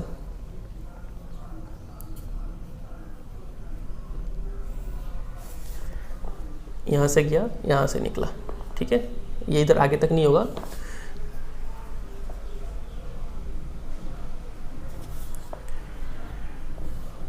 ये था इमेज, और इसमें भी मैंने ऑब्जेक्ट का नाम नहीं दिया। इसका नाम अगर ए बी है ऑब्जेक्ट का नाम, तो इमेज का नाम हो जाएगा B', A', ठीक है। सिमिलरली यहाँ पे दोनों यहाँ पे इंटरसेक्ट कर रहा है, तो ये रहा हमारा इमेज। देख रहे हैं बियॉन्ड 2F2 बना है, ये थोड़ा और आगे तक जाएगा, ठीक है। इसका नाम अगर हम ए बी यहाँ पे दे तो इसका नाम हो जाएगा B' और A'। अब बात करें पोजीशन ऑफ ऑब्जेक्ट का, तो बिटवीन F1 एंड 2F1, ठीक है, पोजीशन ऑफ ऑब्जेक्ट है। Position of image beyond 2F2। Relative size अगर बात करें तो इससे बड़ा है ये, तो यहाँ पे लिखेंगे इनलार्ज्ड। और नेचर का बात करें तो रियल एंड इन्वर्टेड, ठीक है। वही देख लीजिए एक बार, बुक में भी वही लिखा हुआ है। इमेज है ऑब्जेक्ट है F1 और 2F1 के बीच में, इमेज है beyond 2F2, relative size enlarge मतलब बड़ा है, और नेचर रियल एंड इन्वर्टेड है। समझ में आ रहा है कि नहीं आ रहा है? आ रहा है। चलिए अब ऑब्जेक्ट को कहाँ प्लेस करेंगे? फोकस पे ही प्लेस कर देते हैं। तो पिछली क्लास में हमने देखा था कॉनकेव के केस में फोकस पे प्लेस करने से क्या बन रहा था, इमेज इन्फिनिटी पे बन रहा था। देखते हैं यहाँ पे क्या बनता है। एक रे पैरेलल और ये निकल जाएगा फोकस पे, ये रहा और ये रहा, और एक रे ऑप्टिकल सेंटर से ही भेज देते हैं, ठीक है। तो आप देख पा रहे हैं कि दोनों रेस क्या है, पैरेलल है। मतलब ये दोनों कहाँ जाकर मीट करेगा, बोलते हैं हम लोग इन्फिनिटी पे मीट करेगा, ठीक है। ऐसा बोला जाता है जब पैरेलल रे कहाँ पे मीट करता है, इन्फिनिटी पे। तो यही हो गया इसका।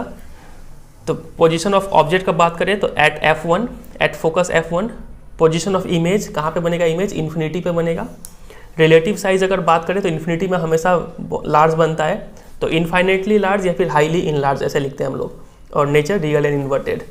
आप यहाँ पे देखिए इसमें क्या क्या लिखा हुआ है, ये रहा। एट फोकस पे रहता है तो इमेज बनता है इन्फिनिटी पे, सेम पिछली क्लास जैसा हमने देखा। और relative size high infinitely large मतलब बहुत ही बड़ा या फिर हाईली इनलार्ज्ड।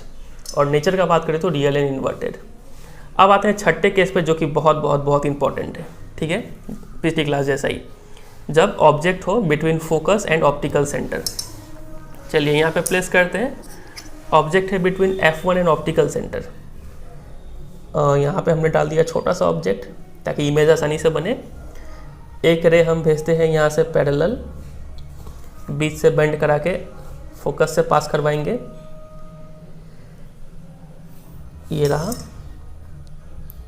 ठीक है। और एक रे भेजते हैं हम ऑप्टिकल सेंटर से,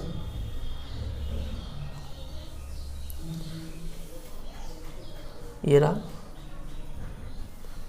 ठीक है। अब ये दोनों क्या कहीं पे जाके मिलेगा क्या, इन्फिनिटी पे भी नहीं मिलेगा ना। तो हम लोग क्या करेंगे, दोनों को बैकवर्ड प्रोड्यूस करेंगे और देखेंगे कहीं कुछ मिल रहा है कि नहीं। ये तो लाइन थोड़ा टेढ़ा बन गया लेकिन कोई बात नहीं, यहाँ पे बेंड हो गया। थोड़ा सा इसको अगर बैकवर्ड प्रोड्यूस करें,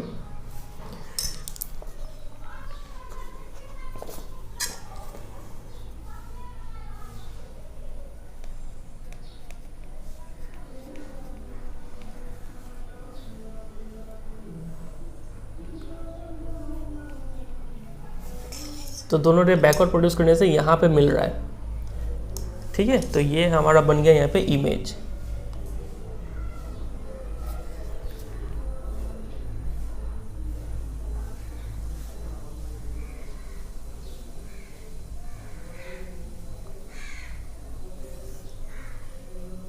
ठीक है, फिर वैसे यहाँ पे नाम देना भूल गए फिर से। ये अगर A और B था तो इमेज कहीं पे बनता, और यहाँ पे हमारा ऑब्जेक्ट है ये अगर A और B तो ये हो गया A' और B', ठीक है। तो position of object between optical centre and focus F1, ठीक है। पोजीशन ऑफ इमेज का बात करें तो यहाँ पे इमेज यहाँ पे भी बन सकता है, ऐसा फिक्स नहीं है कि 2f1 और f1 के बीच में ही बनेगा, कहीं भी यहाँ पे इमेज बन सकता था। तो इसलिए हम लोग इमेज के केस में लिखते हैं कि on the same side of the lens as the object, object के सेम साइड में बनेगा, इधर भी बन सकता है, इधर इधर कहीं भी बन सकता है, खाली सेम साइड लिखेंगे, काम खत्म हो जाएगा। साइज़ का बात करें तो आप देख रहे हैं ये छोटा है और ये बड़ा है, तो यहाँ पे लिखेंगे एनलार्ज्ड। और नेचर का बात करें तो दो असली रेज यहाँ पे मीट कर रहे हैं क्या, असली रेज मीट नहीं कर रहे हैं, तो नेचर होगा इसका वर्चुअल, और वर्चुअल हमेशा इरेक्ट बनता है, सीधा है ये बहुत इंपॉर्टेंट केस है हाँ, जब ऑब्जेक्ट हो between focus and optical centre. तो देखिए बुक में क्या क्या लिखा है, position of object between focus f1 and optical centre, position of image on the same side of the lens as the object, ऐसे लिखना होगा। रिलेटिव साइज बात करें तो इनलार्ज, नेचर बात करें तो वर्चुअल इन इरेक्ट। समझ में आ गया 6 का 6 केस। सबसे ज़्यादा इंपॉर्टेंट है ये नंबर 6 वाला। तो ये हमने ख़त्म कर लिया image formation by convex lens. अब हम लोग स्टार्ट करते हैं इसको, image formation by concave lens. इसमें हमें सिर्फ 2 केस बनाना है। चलिए सबसे पहले एक थोड़ा फॉर्मेट ड्रॉ कर लेते हैं।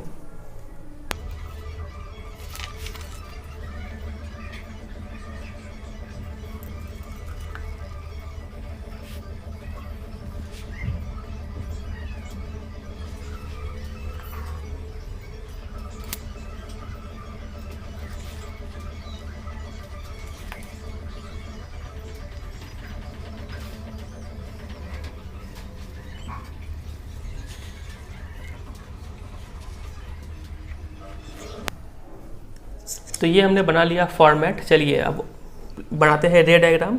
सबसे पहले जब ऑब्जेक्ट को प्लेस करेंगे एट द इन्फिनिटी, तो रेज आएगा हमारा पैरेलल, ये एक रे आया पैरेलल और ये एक रे आया पैरेलल, ठीक है, इन्फिनिटी में जब ऑब्जेक्ट है तो। और यहाँ से लगेगा कि फोकस से डाइवर्ज हुआ है, इधर से निकल जाएगा, ठीक है। और यहाँ पर भी लगेगा कि फोकस से डाइवर्ज हुआ है।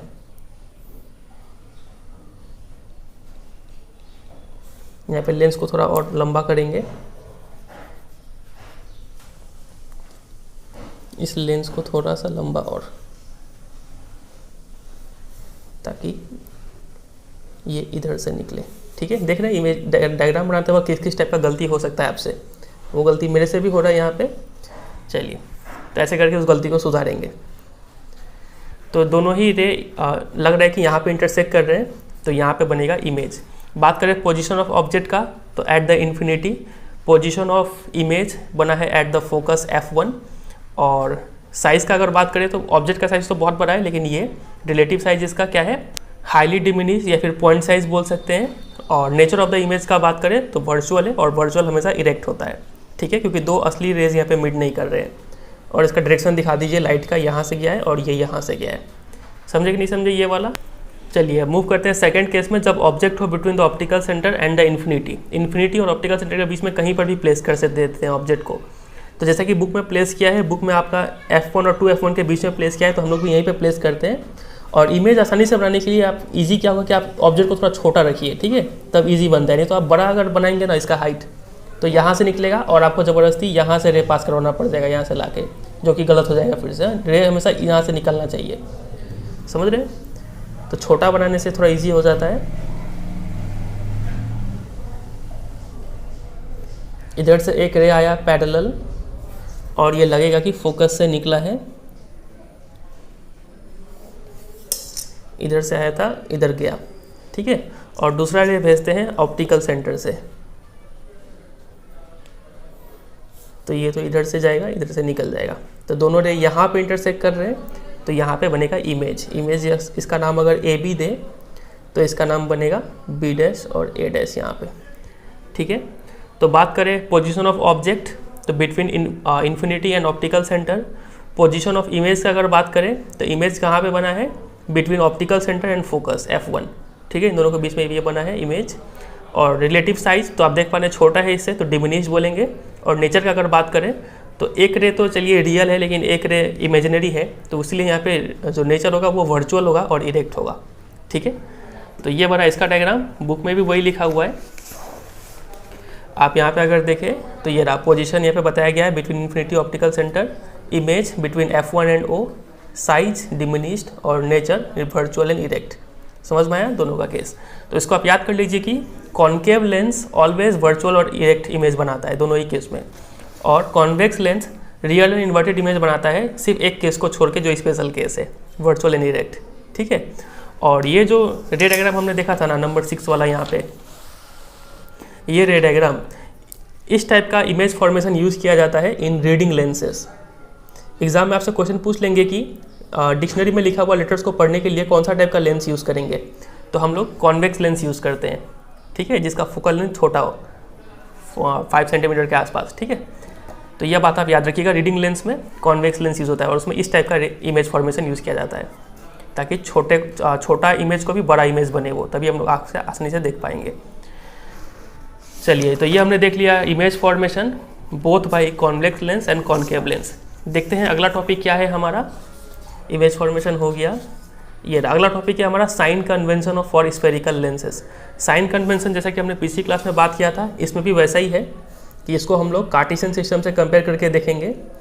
ये अगर लेंस है हमारा, ठीक है, तो यहाँ पे ऑप्टिकल सेंटर को ऑरिजिन मानते हैं हम लोग। इस साइड में अगर डिस्टेंस मेजर कर रहे हो तो पॉजिटिव होगा, इस साइड में डिस्टेंस मेजर करेंगे तो नेगेटिव होगा, ऊपर की तरफ डिस्टेंस मेजर करेंगे तो पॉजिटिव और नीचे की तरफ डिस्टेंस मेजर करेंगे तो नेगेटिव। सेम टू सेम यहाँ जैसा, इधर प्लस होता है, इधर प्लस होता है, इधर माइनस और इधर माइनस, ठीक है।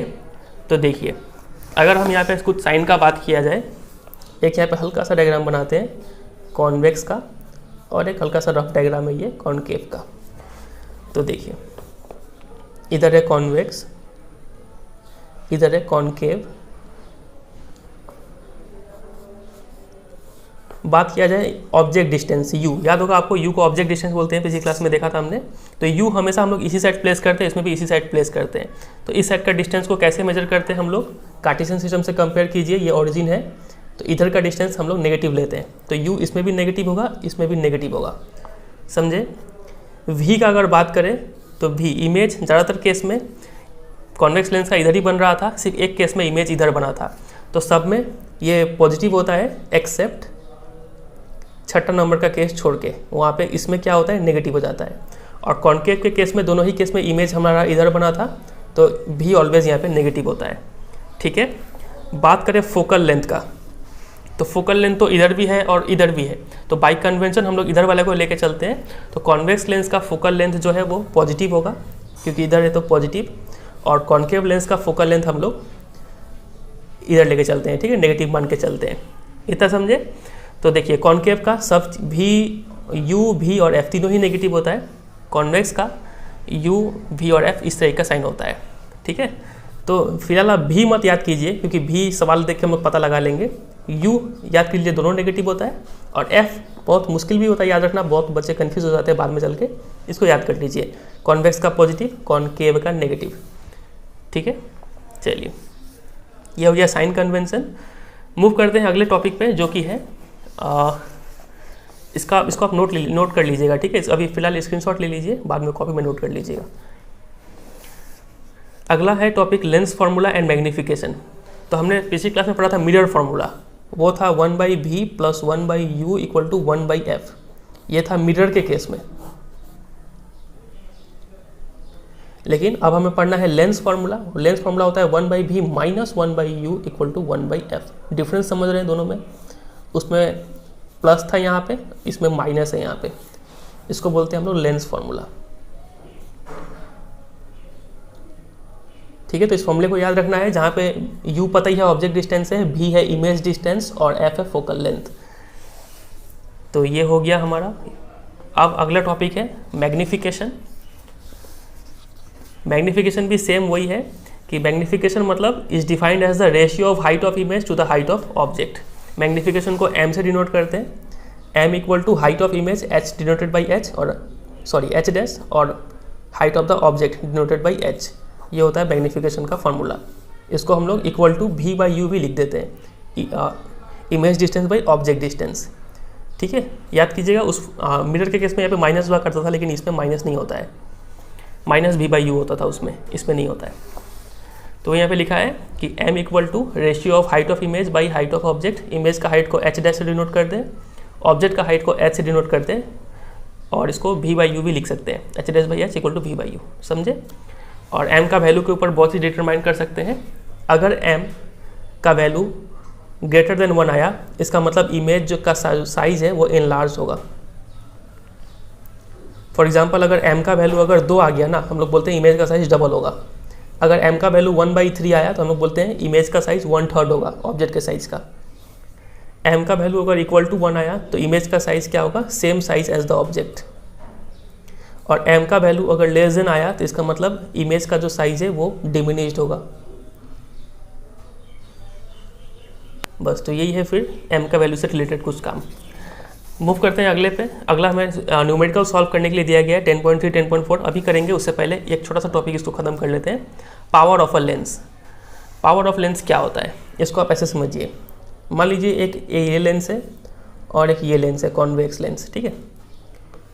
ये रहा और ये रहा इसका प्रिंसिपल एक्सिस। इसका मान लीजिए फोकल लेंथ यहाँ पे था और इसका मान लीजिए फोकल लेंथ इतना ही है। यहाँ पे है इसका f2, यहाँ पे है f1, यहाँ पे इसका f2, यहाँ पे है इसका f1। अगर पैरेलल रेज आएगा तो ये सबको बेंड करके यहाँ से पास करवा देगा। इतना समझ रहे हैं, यहाँ से पास करवाएगा, ठीक है।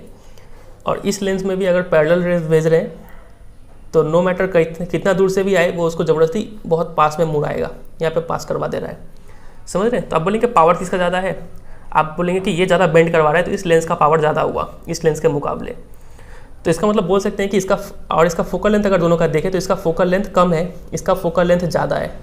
इसका मतलब जितना ज़्यादा फोकल लेंथ उतना ही लेंस का पावर कम होगा, समझ रहे हैं। और जितना कम फोकल लेंथ उतना ही ज़्यादा लेंस का पावर होगा। मतलब बोल सकते हैं कि पावर जो है वो रेसिप्रोकल है फोकस का। तो मतलब P = 1/f बोल सकते हैं। फोकस का उल्टा है, फोकस जितना ज़्यादा होगा पावर उतना कम होगा, फोकस जितना कम पावर उतना ज़्यादा। तो ये निकल के आ जाता है पावर ऑफ लेंस का फॉर्मूला, P = 1/f, ठीक है। देख लेते हैं बुक में क्या क्या लिखा हुआ है। ये देखिए, the ability of a lens to converge or diverge light rays depend on its focal length. कोई लेंस कितना कन्वर्ज करता है फिर कितना डाइवर्ज करता है वह डिपेंड करता है फोकल लेंथ पे। तो power of a lens is defined as the reciprocal of its focal length. Power of a lens defined as reciprocal of focal length. It is represented by letter P, capital letter P से denote करते हैं। The power P of a lens of focal length f is given by P = 1/f। इस फॉर्मूले से denote करते हैं, समझ में आ गया। चलिए अब कुछ और बात यहाँ पे, ये P = 1/f, इस फॉर्मूले को यूज़ करने के लिए पावर का जो यूनिट है वो क्या होना चाहिए। पावर का ऐसे यूनिट होता है डायोप्टर। ऐसे पूरा लिखेंगे तो ऐसे लिखेंगे, छोटा लिखेंगे तो कैपिटल लेटर D लिखना पड़ेगा, ठीक है, सिंबल में।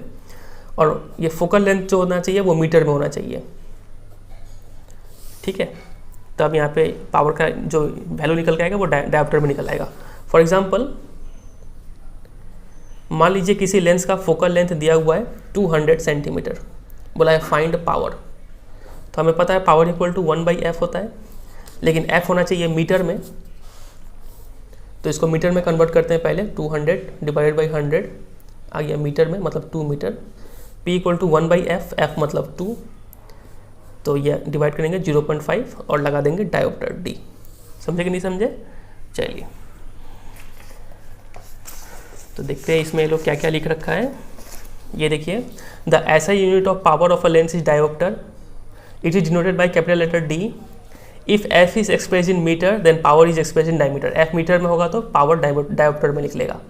अब देखिए, हमें पता है P = 1/f ये होता है। अगर f के जगह पे 1 मीटर डाल दे तो पावर कितना आ जाएगा, 1 डायोप्टर आ जाएगा। तो 1 डायोप्टर का डेफिनेशन क्या होगा, 1 डायोप्टर का डेफिनेशन, तो 1 डायोप्टर उस लेंस का पावर है जिसका फोकल लेंथ 1 मीटर है। समझ रहे हैं। तो एग्जाम में क्वेश्चन आएगा कि डिफाइन 1 डायोप्टर, तो लिखेंगे 1 dioptre is the power of a lens whose focal length is 1 metre. समझ रहे हैं। तो यहाँ पे भी लिखा हुआ है दस 1 dioptre is the power of a lens whose focal length is 1 metre. ठीक है, तो ये हो गया। और कुछ बात पावर से रिलेटेड, हमें पता है पावर = 1/f।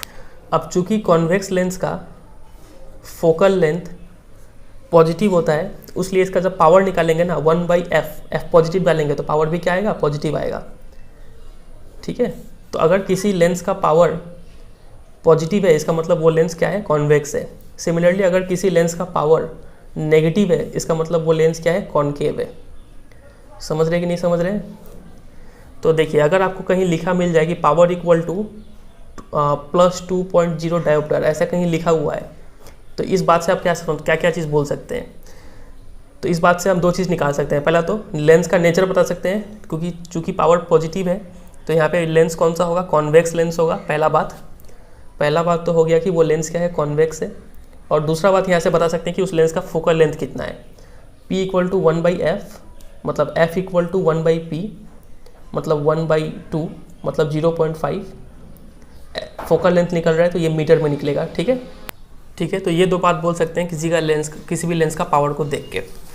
तो यहाँ पे देखिए क्या क्या लिखा हुआ है, कुछ भी अंडरलाइन नहीं करना है, सिर्फ समझ से चलिए। Power of convex lens positive होता है, कॉन्केव लेंस का नेगेटिव होता है। हमने भी देख लिया कॉन्वेक्स का पॉजिटिव, कॉन्केव का नेगेटिव। ठीक है, और देखिए let us say that lens prescribed has power equal to +2.0 dioptre. अगर किसी लेंस का पावर +2.0 डायोप्टर है, इससे दो बात बोल सकते हैं।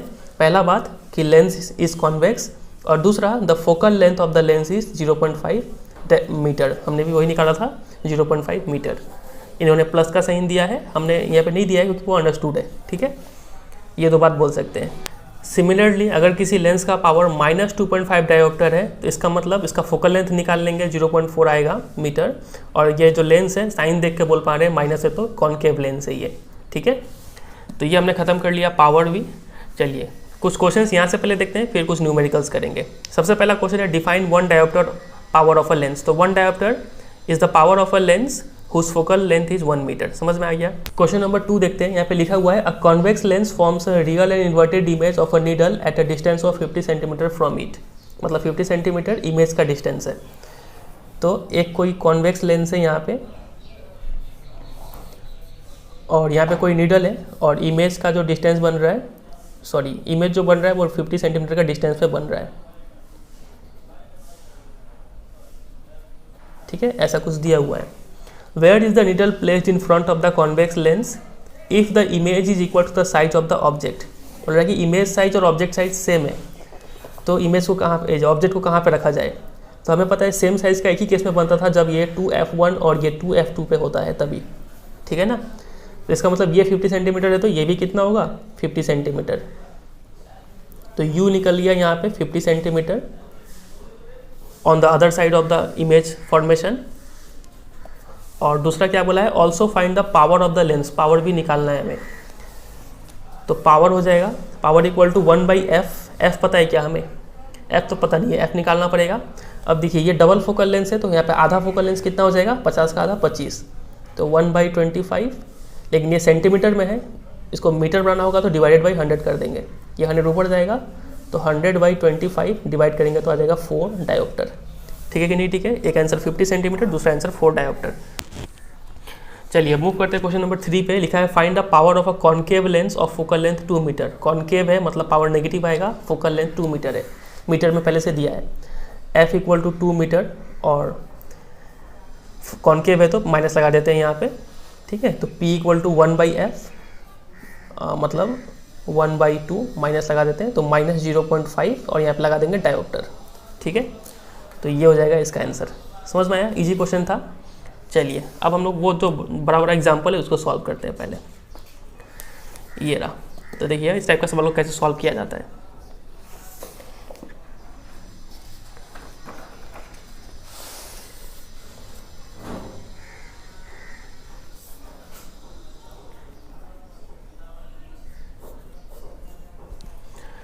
तो जो इन्फॉर्मेशन दिया है वो सब लिखते जाते हैं। सबसे पहले लिखा है कि अ concave lens has focal length 15 centimetre. Concave है, फोकल लेंथ दिया हुआ है, f = 15 सेंटीमीटर, और कॉन्केव है तो सब चीज़ नेगेटिव होगा इसका। At what distance should the object from the lens be placed so that it forms an image at 10 centimetre from the lens. u निकालने बोला है, और v दे दिया है 10 सेंटीमीटर, और v भी नेगेटिव होगा क्योंकि कॉन्केव का सब नेगेटिव होता है। तो u निकालना है, तो हमें पता है by lens formula,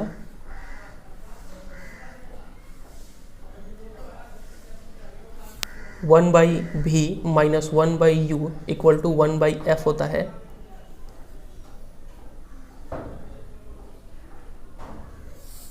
value place करते हैं, 1/-10 माइनस 1/u = 1/-15, तो 1/u आ गया 1/-10 प्लस 1/15। समझ में आया, इसको उधर भेज दिया, इसको इधर ला लिए। तो 1/u आ गया, दोनों का एलसीएम लेंगे 30, 10 3 जा प्लस 15 2 जा, तो ये आ रहा है 1/u इक्वल टू -1/30, मतलब इसको उल्टा करेंगे u इक्वल टू, ये भी उल्टा हो जाएगा -30 सेंटीमीटर। ठीक है, चूँकि u नेगेटिव ही आना था, कॉनकेव है उसलिए ये हमने एक आंसर निकाल दिया। फिर दूसरा क्वेश्चन इसी में पूछा है, also find the magnification produced by the lens, m भी निकालना है। तो m का दो फॉर्मूला होता है h'/h या फिर v/u। तो h और h' पता नहीं है तो हम लोग ये यूज़ करेंगे। v कितना है, अभी अभी पहले से दिया था -10 और u हमें पता है -30, तो 1/3 आ जाएगा। ठीक है, डिवाइड करेंगे तो 0.33। अच्छा, यहाँ पर जब हम मैग्नीफिकेशन पा रहे हैं तो एक बात बोलना फिर से भूल गए थे, ये रहा मैग्नीफिकेशन का वैल्यू देख के ये सब तो बोल ही सकते हैं, मैग्नीफिकेशन का साइन देख के भी कुछ हम लोग बोल सकते हैं। अगर मैग्नीफिकेशन का साइन अगर पॉजिटिव हुआ तो इसका मतलब इमेज जो है वो वर्चुअल एंड इरेक्ट आएगा, और अगर m का साइन अगर नेगेटिव है तो इसका मतलब इमेज होगा रियल एंड इन्वर्टेड। ये दो बात भी याद रखिएगा, सेम टू सेम मिरर जैसा। ठीक है, तो यहाँ पर इस क्वेश्चन में m का साइन पॉजिटिव आया है, इसका मतलब जो नेचर है वो वर्चुअल एंड इरेक्ट होगा। ठीक है, ऐसे भी बोल सकते हैं हम लोग। ये हुआ, और साइज़ का अगर बोलना चाहें तो m का वैल्यू चूँकि लेस देन 1 है तो साइज़ डिमिनिश्ड होगा, या फिर बोल सकते हैं 1/3 of the size of the object. चलिए, तो ये हो गया ये क्वेश्चन। मूव करते हैं अगले क्वेश्चन पे। क्वेश्चन नंबर 10.4 लिखा है कि 2 सेंटीमीटर टॉल ऑब्जेक्ट, ये ऑब्जेक्ट का साइज़ दिया है, मतलब h दिया हुआ है ये। तो एग्जाम्पल 10.4 देखिए क्या क्या दिया हुआ है। एंड ऑब्जेक्ट का साइज मतलब h इक्वल टू दिया हुआ है 2 सेंटीमीटर, 2.0 है तो हमने सिर्फ 2 लिख दिया, प्लस होगा ये क्योंकि ऑब्जेक्ट हमेशा ऐसे खड़ा होता है। Is placed perpendicular to the principal axis of a convex lens of focal length 10 centimetre. Focal length दिया है 10 सेंटीमीटर और कॉन्वेक्स है तो फोकल लेंथ क्या होगा, पॉजिटिव होगा। ठीक है, the distance of the object from the lens is 15 centimetre. Object distance u दिया हुआ है 15 सेंटीमीटर और u ऑलवेज नेगेटिव होता है। Find the nature, position and size of the image, also find its magnification. तो 3 चीज़ निकालना है। नेचर मतलब रियल है कि वर्चुअल है वो बताना है, पोजीशन मतलब भी निकालना है, और साइज़ बताना है, साइज़ h', और मैग्निफिकेशन h' और m निकालना है। इतना सारा चीज़ हमें बताना है। चलिए सबसे पहले भी निकालते हैं। जब भी f और u मिल गया तो भी निकाल देना है। बाई लेंस फॉर्मूला,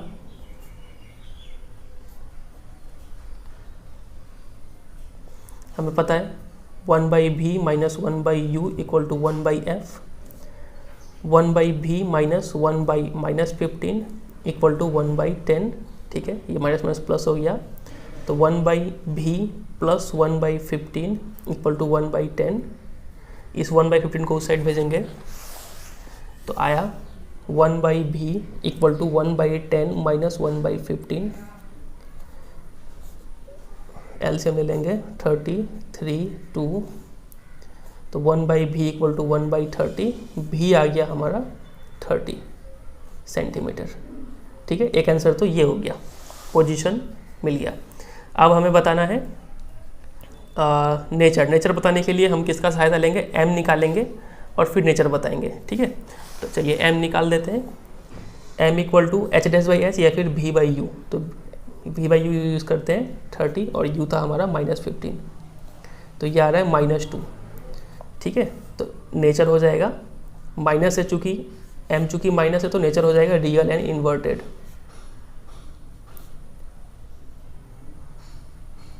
ठीक है, ये हो गया 2 चीज़। नेचर हमने बता दिया, पोजीशन बता दिया, साइज मतलब h' निकालना है। तो हमें पता है m इक्वल टू h'/h होता है। m का वैल्यू अभी अभी आया -2। आप किसी भी तरीके से इसको सॉल्व कर सकते हैं, जरूरी नहीं कि हम जैसे कर रहे हैं वैसे ही करना होगा आपको। h हमें पता था, h यहाँ पे पता था 2, तो यहाँ पे डाल देते हैं 2। तो h' जो आ रहा है वो 2 2 जब -4 आ रहा है सेंटीमीटर। माइनस क्या इंडिकेट करता है कि इमेज नीचे की तरफ बना हुआ है। ठीक है, ऐसा बना इमेज। तो ये भी मिल गया साइज ऑफ द इमेज। अब हमें निकालना है m तो हमने निकाल ही दिया -2। ठीक है, तो देख लेते हैं ये लोग आंसर कहाँ निकालना है। ये हो गया हमारा आंसर। सबसे पहले भी ये लोगों ने निकाला +30, तो भी हमारा भी +30। फिर मैग्नीफिकेशन इन्होंने निकाला है -2, तो हमारा भी m आया था -2। फिर height of the image H dash निकालना है -4, हमने भी निकाला एच डैश -4, आगे पीछे है बस। और इमेज क्या है, रियल एंड इन्वर्टेड है, तो रियल एंड इन्वर्टेड, ठीक है बस। तो यही था। चलिए, तो ये 2 क्वेश्चन हुआ, यहाँ का 3 क्वेश्चन हो गया। यहाँ से कुछ क्वेश्चन देखते हैं। क्वेश्चन नंबर 1 देखिए क्या लिखा हुआ है, which one of the following material can not be use to make a lens. Lens क्या चीज़ से नहीं बना सकते हैं, तो हमें पता है कि अंदर में ट्रांसपेरेंट मीडियम होना पड़ेगा। तो वाटर ट्रांसपेरेंट मीडियम है, तो वाटर से बना सकते हैं, ग्लास से बना सकते हैं, प्लास्टिक से बना सकते हैं, क्ले मिट्टी से नहीं बना सकते हैं, तो ये आंसर होगा डी। क्वेश्चन नंबर 2 हमने कर लिया था। तीसरे क्वेश्चन में मूव करते हैं। लिखा हुआ है where should an object be placed in front of a convex lens. एक कॉन्वेक्स लेंस है, उसके सामने कहाँ पे ऑब्जेक्ट को रखे कि क्या हो जाए, रियल इमेज मिले of the size of the object, और ऑब्जेक्ट के साइज़ का ही मिले। तो सेम साइज ऑब्जेक्ट का कहाँ पे बनता है, जब ये 2f1 पे हो और ये 2f2 पे हो, ठीक है। तो ऑप्शन कौन सा होगा, एट प्रिंसिपल फोकस ना at twice the focal length था, ये फोकल लेंथ का ट्वाइस पे, ये होगा आंसर 3 का बी। क्वेश्चन नंबर 4 देखिए लिखा हुआ है a spherical mirror and a thin spherical lens. कोई मिरर है, कोई लेंस है, दोनों का फोकल लेंथ -15 सेंटीमीटर है। इसका मतलब मिरर और लेंस दोनों क्या है, दोनों कॉन्केव है कि कॉन्वेक्स है कि और क्या क्या है।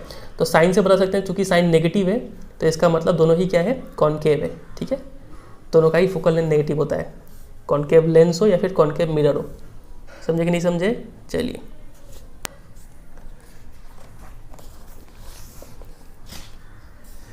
क्वेश्चन नंबर 5 हमने कर लिया था। क्वेश्चन नंबर 6 देखिए, which one of the following lens would you prefer to use while reading small letters found in a dictionary. तो छोटे लेटर्स को पढ़ने के लिए हम लोग कॉन्वेक्स लेंस का यूज़ करते हैं, कॉन्वेक्स लेंस, ये भी कॉन्वेक्स लेंस। फोकल लेंथ इतना बड़ा नहीं होना चाहिए, छोटा होना चाहिए, ठीक है। तो ऑप्शन नंबर सी होगा यहाँ पे। क्वेश्चन नंबर 7 हमने कर लिया, 8 भी कर लिया पिछली क्लास में। 9 देखते हैं। 1/2 of a convex lens is covered with a black pepper. आप कॉन्वेक्स लेंस का, ये मान लीजिए कॉन्वेक्स लेंस है, इसका आधा पार्ट काले पेपर से कवर कर देते हैं, तो क्या होगा, will the lens produce a complete image of the object. तो लेंस क्या इमेज बनाएगा, तो बिल्कुल बनाएगा। यहाँ से एक लाइट आएगा ही, जो यहाँ से गुजरेगा, और एक लाइट यहाँ से गुजरेगा ही, तो इमेज यहाँ पे बनेगा ही। लेकिन एक ही डिफरेंस होगा कि थोड़ा इंटेंसिटी कम हो जाएगा, यहाँ से लाइट थोड़ा कम निकलेगा, थोड़ा धुंधला दिखेगा, लेकिन इमेज बनेगा वहाँ पे, ठीक है। और यही था इसमें, और कुछ ज़्यादा है ही नहीं। क्वेश्चन नंबर 10, तो देखिए क्वेश्चन क्या लिखा हुआ है। लिखा हुआ है an object 5 centimetre in length. तो ऑब्जेक्ट का साइज दिया है, h = 5 centimetre, is held 25 centimetre away from a converging lens. मतलब कॉन्वेक्स लेंस है, u दिया हुआ है 25 सेंटीमीटर, माइनस होगा u of focal length 10 centimetre, f भी दे दिया है 10 सेंटीमीटर, और f इसका क्या होता है, पॉजिटिव होता है, ठीक है। फिर आगे क्या लिखा हुआ है, ड्रॉ अ रे diagram and find the position, size and nature of the image. तो पोजीशन मतलब v निकालना है हमें, साइज h डैश निकालना है, और नेचर मतलब m निकाल के नेचर बताना है। m का साइन देख के बता पाएंगे, ठीक है। तो चलिए करते हैं। बाय लेंस फॉर्मूला, अगर आपको आता है तो ये वीडियो को पॉज करके आप इसको खुद से कर लीजिए, ठीक है। आपको अच्छा लगेगा, थोड़ा कॉन्फिडेंस आएगा।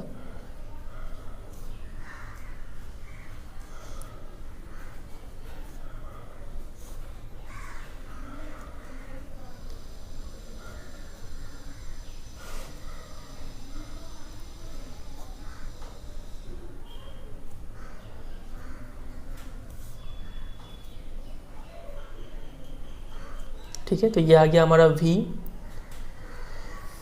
और क्या पूछा था इसमें, h डैश निकालना है। तो h डैश निकालने के लिए m = v/u पहले करेंगे, 50/3/u मतलब -25, तो ये कट जाएगा 2 से, तो -2/3 आ रहा है ये। तो m चूँकि नेगेटिव है, इसका मतलब नेचर हो जाएगा रियल एंड इन्वर्टेड।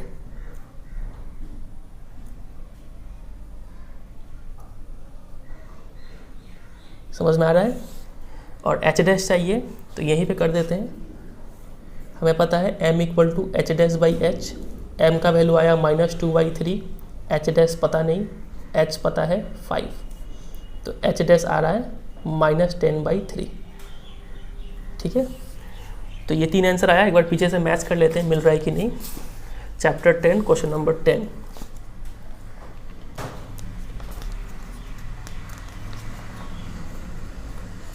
ये रहा चैप्टर 10 क्वेश्चन नंबर 10 16.7, तो इसको डिवाइड करेंगे ना तो 16.7 आ जाएगा, 16.66 आएगा, तो 16.7 सेंटीमीटर लिख देते हैं हम लोग from the lens on other side. और ये 3.3 सेंटीमीटर, ये क्या आया है, ये आया, इसको डिवाइड करेंगे तो -3.3 सेंटीमीटर आएगा। और जो नेचर बताया गया है वो रियल एंड इन्वर्टेड, और ये चूँकि 1 से, और m का वैल्यू जो आया था ये 1 से छोटा है, ऊपर में छोटा है ना, नीचे में बड़ा है, डिवाइड करेंगे तो 1 से छोटा आएगा, उसलिए यहाँ पे लिखा हुआ है रिड्यूस्ड या फिर डिमिनिश्ड आप लिख सकते हैं। ठीक है, तो ये हो गया इसका आंसर। और देखिए इसी क्वेश्चन में हमें एक रे डायग्राम बनाने के लिए भी बोला गया था, तो चलिए बना लेते हैं एक रे डायग्राम। सबसे पहले हमने बना लिया एक प्रिंसिपल एक्सिस, और यहाँ पे एक हमने डाला कॉन्वेक्स लेंस, बीच में है ऑप्टिकल सेंटर। ठीक है, फोकल लेंथ दिया गया है 10 सेंटीमीटर, तो एकदम स्केल से माप के 10 सेंटीमीटर हमें नहीं बनाना है, अप्रॉक्स ये हुआ f1, ये हुआ f2, इधर हो गया 2f1 और इधर हो गया 2f2। पेंसिल स्केल से बनाइएगा आप। ठीक है, ये इतना दूर है 10 सेंटीमीटर, ये भी है 10 सेंटीमीटर, ये 20 सब लिखने का जरूरत नहीं है, इमेज गंदा हो जाएगा, कहीं एक जगह 10 लिख दिए, काम खत्म। ऑब्जेक्ट को प्लेस किया गया है 25 सेंटीमीटर पे, तो ये तो इतना दूर 10, ठीक है, और ये इतना दूर हो गया 20, और इसके आगे 25, यहाँ पे कहीं प्लेस किया गया होगा ऑब्जेक्ट को, तो यहाँ पे हमने प्लेस कर दिया बियॉन्ड 2f1, और ऑब्जेक्ट का साइज़ है 5 सेंटीमीटर, दे देते हैं 5 सेंटीमीटर। इतना चीज़ पता चल गया था, अब आराम से हम यहाँ डायग्राम बना पाएंगे। एक रे पैरेलल भेजते हैं, और हमें पता है वो फोकस से निकलेगा, और हमें पता है ये इमेज कहाँ बनेगा, जब बियॉन्ड 2f1 होता है तो इन दोनों के बीच में कहीं बनेगा। तो इधर से एक लाइट रे पास करवाते हैं सीधा, और यहाँ पे कट हो जाता है ये। ठीक है, यहाँ पे बन गया इमेज, इसको नाम देते हैं AB, इसका नाम हो गया A' B', उल्टा नाम हो गया, ऐसे AB यहाँ देते हैं AB, यहाँ पे B' A', उल्टा हो गया, लेकिन कोई बात नहीं। तो यही हुआ इसका रे डायग्राम। ठीक है, आप इसको पेंसिल स्केल से बना लीजिएगा, और यहाँ पे ऑब्जेक्ट डिस्टेंस 25 सेंटीमीटर है, तो इसको भी मेंशन कर देते हैं, यहाँ से लेके यहाँ तक। ठीक है, समझ में आया? चलिए क्वेश्चन नंबर 11 देखते हैं क्या लिखा हुआ है। अ कॉनकेव लेंस है, फोकल लेंथ दिया है, इमेज इतना सेंटीमीटर दूर पे बनाता है, तो f पता है आपको, v पता है, how far the object placed, मतलब u निकालना है। ड्रॉ रे डायग्राम कर लेंगे आप इसको, आपके लिए होमवर्क रहेगा, आप आराम से इस लेंस फॉर्मूले को यूज़ करके इस सवाल को कर सकते हैं। आप इसके लिए ये होमवर्क रहा 11, खुद से कीजिए, और डाउट आता है तो कमेंट सेक्शन में पूछ लीजिएगा, ऐसे ये हो जाना चाहिए आपसे। क्वेश्चन नंबर 16 देखते हैं। Find the focal length of a lens of power, इतना पावर दिया है, f निकालना है। What type of lens, lens तो साइन देख कर बता सकते हैं, माइनस है तो ये कौन सा लेंस होगा, कॉनकेव लेंस है। और चलिए फोकल लेंथ निकाल देते हैं। तो हमें पता है P = 1/f होता है, तो f = हो जाएगा 1/p, f = 1/p, p कितना दिया था -2, तो f आ जाएगा, तो इसको तो कुछ कर नहीं सकते, -1/2 मीटर में आएगा ये, चाहे तो सेंटीमीटर करने के लिए इंटू 100 कर देते हैं, तो इसको काटेंगे तो 50 सेंटीमीटर। ठीक है, तो और नेचर हो जाएगा इसका, ये कौन सा लेंस है, कॉनकेव है, समझे, कॉनकेव, और ये -50 centimetre focal length. Last question में मूव करते हैं, देखिए क्या लिखा हुआ है। A doctor has prescribed a corrective lens of power, इतना, किसी डॉक्टर ने किसी इंसान को इस पावर का लेंस दिया है, प्लस है, मतलब समझ रहे हैं हम लोग ये कॉन्वेक्स लेंस है, और फोकल लेंथ निकाल लेंगे आराम से। फाइंड द फोकल लेंथ तो निकाल ही लेंगे आप, ये आपके लिए होमवर्क रहेगा। और is the prescribed length converging या फिर डाइवर्जिंग, तो हमने बताया है कॉन्वेक्स मतलब कन्वर्जिंग है ये। ठीक है, तो फोकल लेंथ आप खुद से कर लीजिएगा, ये होमवर्क रहा आपके लिए, कुछ नहीं है करना। चलिए कर ही लेते हैं, कुछ टेंशन तो नहीं है। f = 1/p, मतलब 1/1.5, इसको हटाएंगे तो यहाँ पर 10, 2, 3, तो f आ रहा है 2/3 मीटर, सेंटीमीटर में करना चाहे तो 200/3 सेंटीमीटर। ठीक है,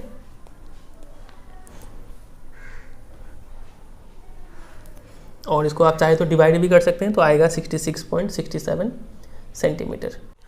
तो यही है फिर ये सवाल का आंसर ये। और यही था लास्ट क्वेश्चन। तो यहाँ से सिर्फ एक ही क्वेश्चन बच रहा है, क्वेश्चन नंबर 11, जो कि आपके लिए होमवर्क रहेगा। काफ़ी इजी क्वेश्चन, आप खुद से कर लीजिएगा इसको, और कोई भी डाउट आता है तो बेझिझक आप कमेंट सेक्शन में पूछिएगा, हम आपको वहाँ पे हेल्प कर देंगे, ठीक है। वैसे आपसे ये हो जाना चाहिए खुद से ही। चलिए फिर अब देख लेते हैं क्या क्या आपको अंडरलाइन करना है इस पार्ट से, और कैसे नोट्स बनेगा। चलिए, तो ये देखिए आज की क्लास हमने स्टार्ट किया रिफ्रैक्शन ऑफ लाइट से। यहाँ से कुछ भी अंडरलाइन नहीं करना है, सीधा आते हैं यहाँ पे रिफ्रैक्शन का डेफिनेशन पे, ठीक है। बेंडिंग ऑन लाइट को रिफ्रैक्शन बोलते हैं, इसको अंडरलाइन कीजिए। फिर उसके बाद यहाँ पे कुछ एग्जांपल्स है। ये रहा refraction through a rectangular glass slab. ये डायग्राम अच्छे से प्रैक्टिस करना है आपको, और किसको इंसिडेंट रे बोलते हैं, किसको रिफ्रैक्टेड रे बोलते हैं, किसको इमर्जेंट रे बोलते हैं, angle of incidence, angle of refraction, ये सब बात आपको पता होना चाहिए। और ये दोनों क्यों पैरेलल होता है उसका रीज़न यहाँ पे है इक्वल एंड ऑपोजिट, ठीक है। इसको अंडरलाइन कीजिएगा। रिफ्रैक्शन क्यों होता है, क्योंकि स्पीड ऑफ लाइट चेंज होता है जब लाइट किसी एक ट्रांसपेरेंट मीडियम से दूसरे ट्रांसपेरेंट मीडियम में जाता है, तो इसको भी अंडरलाइन कीजिएगा। फिर लॉज ऑफ रिफ्रैक्शन है 2 ठो, दूसरे वाले को स्नेल्स लॉ भी बोलते हैं। फिर हमने समझा रिफ्रैक्टिव इंडेक्स को रेशियो होता है speed of light in medium 1 to the speed of light in medium 2।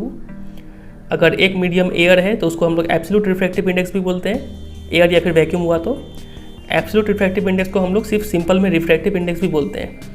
और रिफ्रैक्टिव इंडेक्स किसी मीडियम का अगर दिया हुआ है तो उस सेंटेंस का मतलब क्या है वो हमने यहाँ पे समझा। यहाँ पे हाईएस्ट रिफ्रैक्टिव इंडेक्स किसका है, लोएस्ट रिफ्रैक्टिव इंडेक्स किसका है, वो याद होना चाहिए आपको। फिर हमने समझा ऑप्टिकल डेंसिटी का मतलब क्या होता है, ये रेयर मीडियम का मतलब हम लोग ऑप्टिकली रेयर मीडियम बोलना चाह रहे थे यहाँ पे, ठीक है। और ये कुछ क्वेश्चन था हमने कर ही लिया। फिर हमने स्टार्ट किया लेंस में आपको ये अंडरलाइन करना है, कॉन्वेक्स कॉनकेव लेंस का बारे में ये।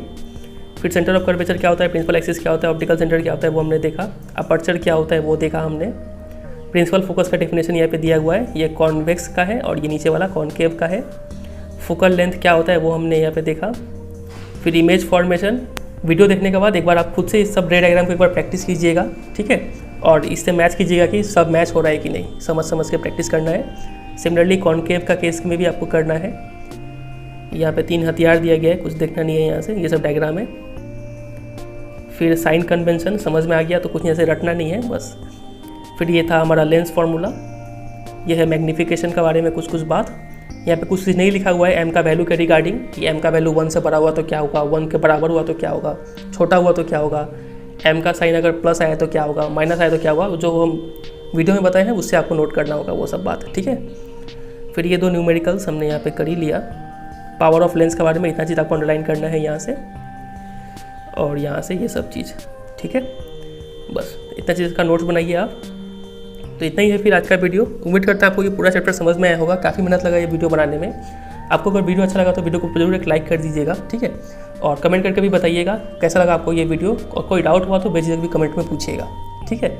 और दोस्तों के साथ भी ये वीडियो को शेयर कीजिए, और चैनल पर नए हैं तो चैनल को सब्सक्राइब भी कर लीजिए। आपको आने वाले दिनों में और भी क्लास 10 के नए कंटेंट देखने को मिलेंगे। काफ़ी सारा कंटेंट बन भी चुका है, उसको जरूर देखिए, आपको जरूर वहाँ से फ़ायदा पहुँचेगा। चलिए फिर एंड करते हैं इस वीडियो को, मिलते हैं बहुत जल्द किसी और चैप्टर के साथ। तब तक के लिए good bye and take care.